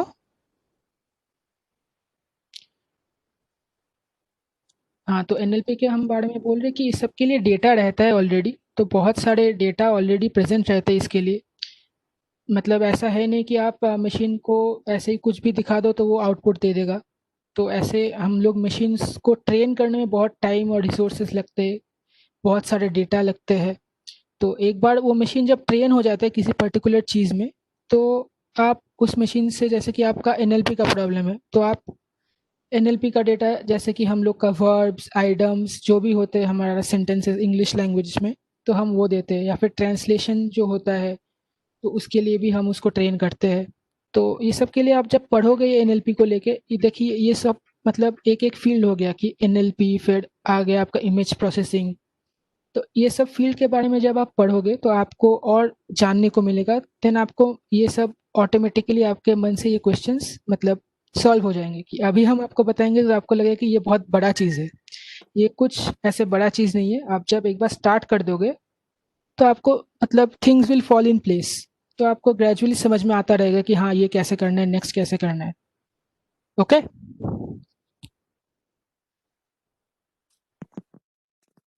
और कोई next question? Okay, what's the difference between AI and ML? तो AI as I described, AI एक डोमेन है, जैसे कि मेरा डोमेन इंजीनियरिंग है। ML क्या है फिर? इंजीनियरिंग के अंदर मैं कौन से इंजीनियरिंग कर रहा हूँ? जैसे कि मैं कर रहा हूँ कंप्यूटर साइंस इंजीनियरिंग, और कंप्यूटर साइंस इंजीनियरिंग में क्या पढ़ रहा हूँ वो हो गया DL। मतलब AI आपका ओवरऑल जो हम ये प्रेडिक्शंस देते हैं, जो इंटेलिजेंट प्रोग्राम्स है ना, बेसिकली जो जो भी हम मॉडल्स बनाते हैं, कि डीप लर्निंग मॉडल हो गया, मशीन लर्निंग मॉडल हो गया, ये सब इंटेलिजेंट प्रोग्राम्स है जो कि ह्यूमन लाइक बिहेव करते हैं, राइट, जो कि हमारा प्रॉब्लम सॉल्व करते हैं। तो ये हो गया एक domain, machine learning, deep learning, और ये सबको मिला के AI बनता है। Artificial intelligence is a domain overall. और कोई next question? Yeah, civil engineering projects, artificial random forest is considered good. Can you explain it exactly? Okay, I'm coming back to that. First, I'll answer Prashant Kumar. Can AI be helpful in civil engineering projects? तो civil engineering projects के लिए अगर आप मानोगे कि to design the building structures, anything can you think of, like कुछ ऐसा, जैसे कि आपका इमेजिनेशन, मतलब human brain is limited to a point, right? तो सिविल इंजीनियरिंग में आप कुछ भी मान लो कि आपको हेल्प चाहिए कि ड्राइंग में, आपका बिल्डिंग स्ट्रक्चर बिल्ड करने में, या फिर कुछ नया स्ट्रक्चर, आप स्ट्रक्चरल कुछ ऐसा, कुछ इम्पॉसिबल सिचुएशंस आएंगे अगर कुछ मतलब ऐसा स्ट्रक्चर आपको डिज़ाइन करना है जो पहले किसी ने नहीं किया है, तो आप एक मशीन को हिस्ट्री दे दो कि कैसे कैसे स्ट्रक्चर्स बने हैं, क्या आपका सिविल का जो भी है, उतना सिविल के बारे में मुझे नहीं पता है, बट जो भी स्ट्रक्चरल जो भी रूल्स है आप मशीन को दे दोगे, तो वो आपको सजेस्ट करेगा कि ये सब स्ट्रक्चर्स पॉसिबल हो सकते हैं। तो that way it can be helpful I guess, because AI can literally be in any field right now. It can be helpful like as you can make use of it, आप कुछ भी, it depends on your imagination कि आप उसको कैसे use करोगे। So coming to the next question of Anupam Kumar, why random forest is considered good? Example. Okay. So I hope you have a fair bit of idea about random forest, how it works. So first of all, I would like you to know, can you come on voice, Anupam? So it would be easier for me to explain. अनुपम, अपना question आप बोल के बताइए। Yes, sir. Yeah, Anupam. So Sir, I hope wanted you- to know some basics and with the example that what random forest actually means. yeah, sure. So you know about decision trees, right, Anupam? So, okay, decision tree is random forest. What Anupam said, it's an algorithm. Basically, it's a classification algorithm that is used in machine learning models. So, random. Let me first explain decision trees to you because I don't know the. So, decision trees are like a tree structure. जैसे कि आप roots होते हैं trees के, या फिर branches होते हैं trees के. So, they are classification models. So, decision trees कैसे काम करते हैं? Decision trees काम करते हैं like एक नोड आता है आपका, फिर वो नोड स्प्लिट होता है कि आइदर यस होगा तो उसके नेक्स्ट लेफ्ट वाले नोड में जाएगा, अगर रॉन्ग होगा तो उसके राइट वाले नोड में जाएगा। तो डिसीजन ट्री मतलब बहुत अच्छा क्लासिफिकेशन मॉडल माना जाता है, और उसमें कुछ ड्रॉबैक्स है, जो कि है लो वेरिएंस, और सॉरी उसका जो है आपका जो एक्यूरेसी जो होता है वो ओवरफिट कर जाता है कभी कभार।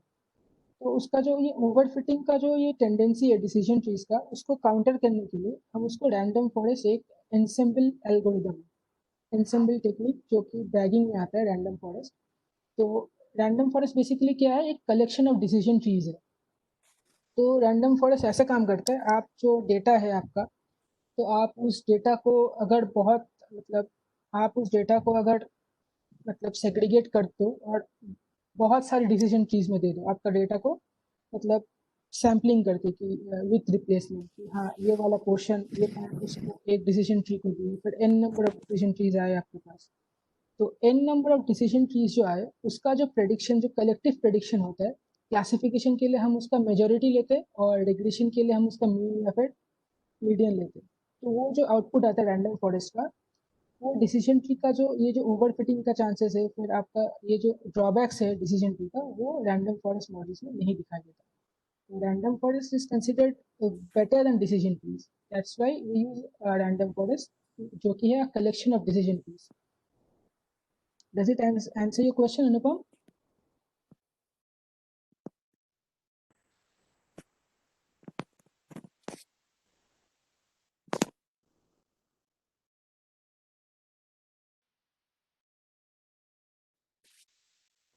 Are you there?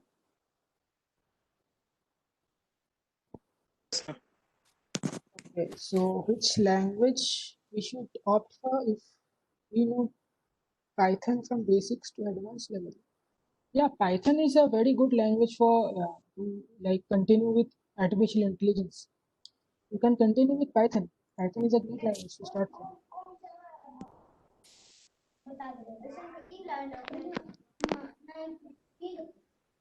Anything else? और कोई नेक्स्ट क्वेश्चन कोई है? As recently in Delhi riot, the official of India said that I will match it the data of UID and voter I card. इसमें कितना % पॉसिबिलिटी है कि ये सही देगा नहीं देगा? कितना? Himanshu, like I didn't understand the motive of the question. Like match करेंगे मतलब किस चीज के लिए? का जो डेटा जो वीडियो वगैरह सब आया था उसको बोला कि हम लोग जो है ना अपने यूआईडी डेटा से वोटर आई कार्ड डेटा से हम लोग उसको मैच करवाएंगे, तो ये अभी कितना % मैच मतलब कि एक्यूरेसी इसका जानना चाह रहे हैं कितना होगा ये? अच्छा, मतलब आप बोल रहे हो कि जो वीडियो है उसमें से सबका वोटर आईडी कार्ड से मैच करेंगे डेटा, ऐसा कोई? UID data. अच्छा, ये कितना एक्यूरेट है? तो यस, जैसे अगर आपका वोटर आईडी कार्ड का डेटा जो स्टोर्ड है डेटाबेस में, ये बहुत ज़्यादा पॉसिबिलिटी है ऐसा, क्योंकि आपका अगर जैसे कि हम बोले कि image detection, image recognition, facial recognition ये सब आ चुका है ऑलरेडी। तो अगर आप कहीं पे मतलब अगर कोई बोला होगा कि हाँ वीडियो से हम रिकॉग्नाइज कर लेंगे कि ये कौन से लोग हैं, तो हाँ ये पॉसिबल, बहुत ज़्यादा पॉसिबिलिटी है कि हाँ 90% ऑफ द टाइम ये हो सकता है, क्योंकि सर्वेलेंस का आप शायद बात कर रहे होंगे। तो अगर आप उसको रिकॉग्नाइज कर जाए, फिर आप डेटाबेस में एक सर्च रन करें, तो देयर आर पॉसिबिलिटीज़ कि हाँ आपका डेटा हो गवर्नमेंट के पास। गवर्नमेंट के पास तो डेटा सभी का होता है, सिटीजन्स जो है, या it's possible. Okay, so like Javed, will China be the AI superpower? I can't answer that right now because I don't know. China, like there are many countries that are very ahead. India is also doing very good in AI. US is also there. There is Google. Google ने एक नया like they are researching on a new Google and IBM also quantum computing. That's the next level of computers. So quantum computing के बारे में आप लोग सुने होंगे शायद, तो नहीं भी सुने होंगे तो एक ब्रीफ बता देते हैं। तो क्वांटम कंप्यूटर्स आर लाइक, अभी जो हम कंप्यूटर्स यूज कर रहे हैं तो उसका एक मेजरमेंट क्राइटेरिया होता है कि लाइक बिट्स में होता है कि हाँ हमारा कंप्यूटर का इतना बिट मेमोरी प्रोसेसिंग पावर है। तो इस बिट क्या होता है, 0 और 1, ऐसा हम बिट को जानते हैं। तो अभी जो क्वांटम कंप्यूटर्स बन रहे हैं उसका जो मेजरमेंट क्राइटेरिया है उसमें क्यूबिट्स यूज होते हैं। क्यूबिट्स मतलब 0, 1 और एक अलग स्टेट रहता है जो 0 और 1 दोनों को एक साथ प्रोसेस कर सकता है। तो just to give you an idea, ये बहुत कॉम्प्लेक्स चीज़ है क्वांटम कंप्यूटिंग। तो अभी जो गूगल और IBM अभी जो प्रॉमिस किया कि in the next 5 to 10 years वो एक 50 to 100 क्यूबिट का कंप्यूटर बना देगा, जो कि इक्विवेलेंट होगा present 500 computers, super computers. So that's the amount of processing power we are talking about. So we don't know who is ahead in the race of AI. So we'll eventually find out next 10 to maybe next 2 to 3 years.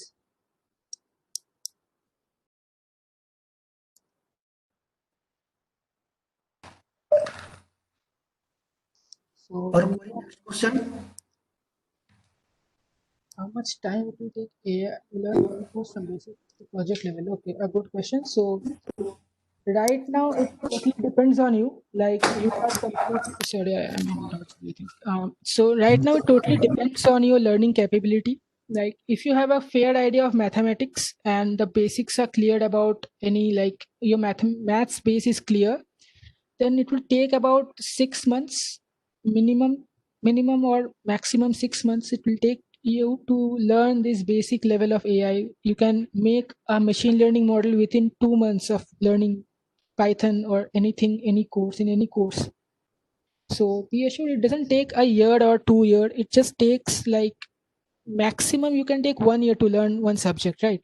So same with AI. You can learn programming language from, you can start from zero, and you can be, I can't say you can be a master of AI because no one is a master of AI. It's a very ever expanding domain. So you can know a fair bit of AI in just 2 to 3 months of starting from zero.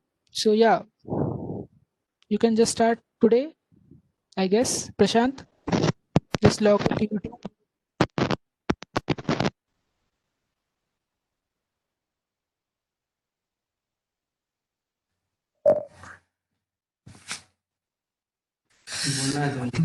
तो thank you sir, काफी अच्छे से आपने sir details में बताया है artificial intelligence. Sorry, interrupting you. Like I have a question from Yes. Anupam. Yes sir, ये question आ रहा है। So this is the last question I'll be answering. Okay, then we'll wrap it up. Okay sir.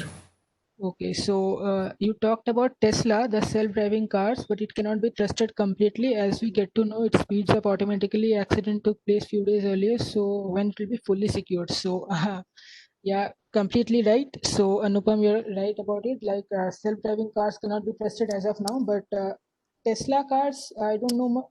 Like Tesla is constantly working on it. So like you just told me, like self-driving cars is a huge topic, right?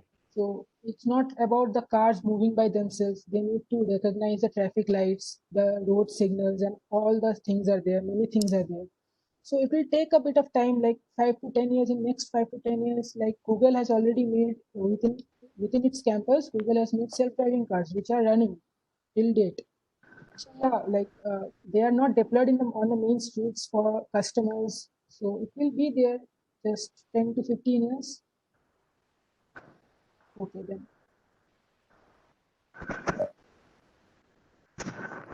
तो हमारे respected principal sir भी meeting में मौजूद हैं, तो मैं sir से आग्रह करता हूं कि सर हमारे पार्टिसिपेंट के बारे में कुछ 2 वर्ड रखें sir. Okay. First of all, good afternoon, speaker, Mr. Anava Dattas ji,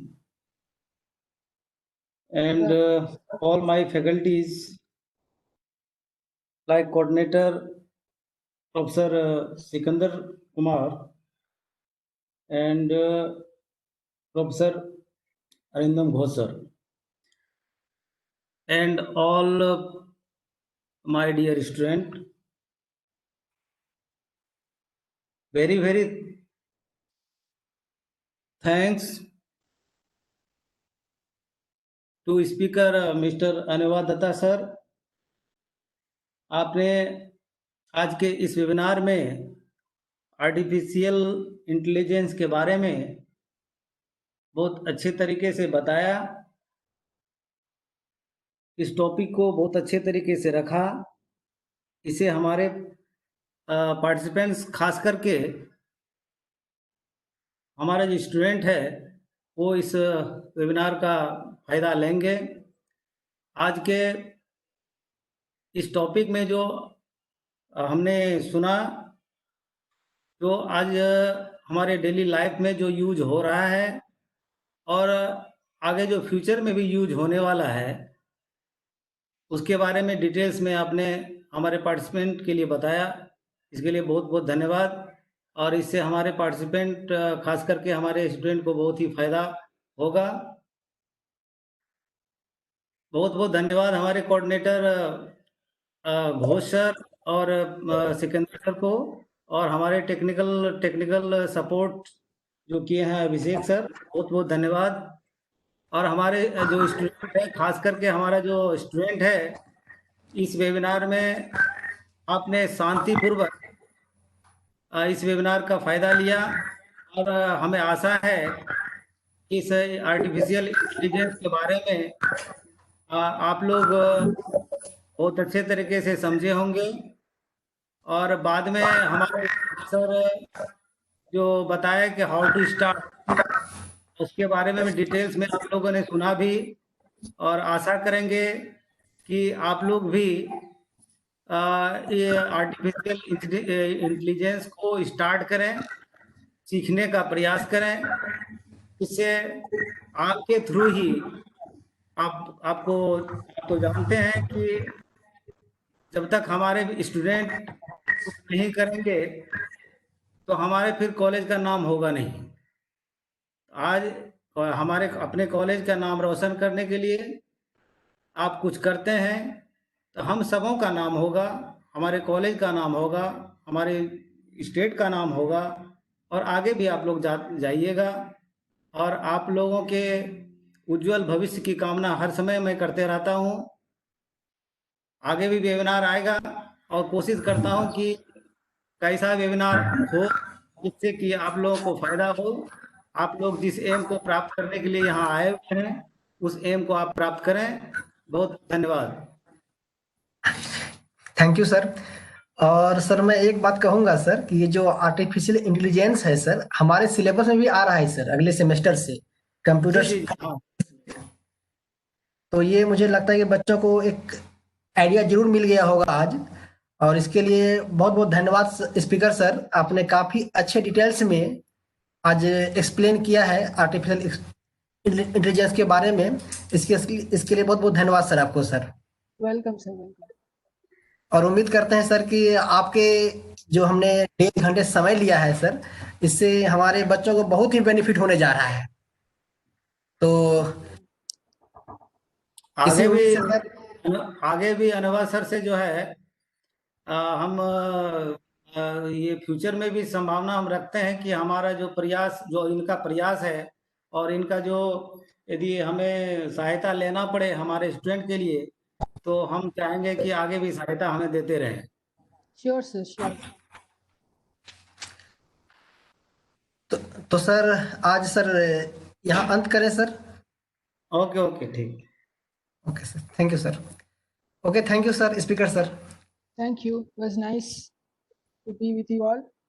So, goodbye. Okay sir.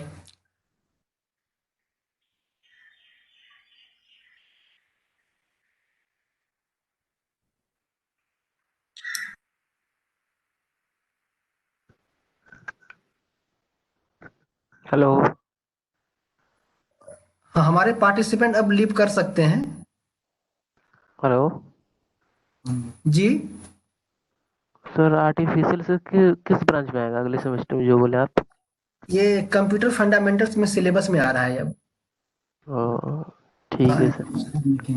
हाँ, ये सबको पढ़ना होता है, ये फर्स्ट सेमेस्टर में आता है ना ये। हाँ सर। हाँ, तो वो सबको पढ़ना होता है। इसमें आईओटी वगैरह वगैरह भी हुआ था ना, इससे पहले वेबिनार हुआ था ना, लैंग्वेज वगैरह। हाँ सर। हाँ, ये सारा आ रहा है सिलेबस में। ठीक है सर, थैंक यू सर। नए बच्चों को पढ़ना पड़ेगा। Okay, thank you all. Sir एक क्वेश्चन था सर। जी जी बोलिए। सर हम लोग को इसका आर्टिफिशियल इंटेलिजेंस का सर वेबिनार के थ्रू ही नॉलेज मिलेगा या फिर हम लोग को भी कुछ एक्स्ट्रा इसके बारे में पढ़ना पड़ेगा सर? अगर सिलेबस में अगर आपका आता है तो वो डेफिनेटली हम लोग ही पढ़ाएंगे, है ना। और जो सिलेबस में नहीं होता है तो वो वेबिनार थ्रू आपको थोड़ा आइडिया दे जाता है ताकि आप समझें कि ऐसा भी कुछ है ना। तो ये आइडिया होता है। अगर सिलेबस में अपना आता है तो बिल्कुल प्रॉपरली ढंग से पढ़ाया जाएगा। सर तो हम लोग का आगे का जो सिलेबस है सर, 3rd सेम या 4th सेम का सर, तो उसमें जी जी उम्मीद है सर कि ऐसा कुछ आएगा मतलब आगे जैसे 1st सेम में सर आप बोले कि आने वाला है अगले ईयर से, तो हम लोग का भी उम्मीद रखें सर कि आएगा।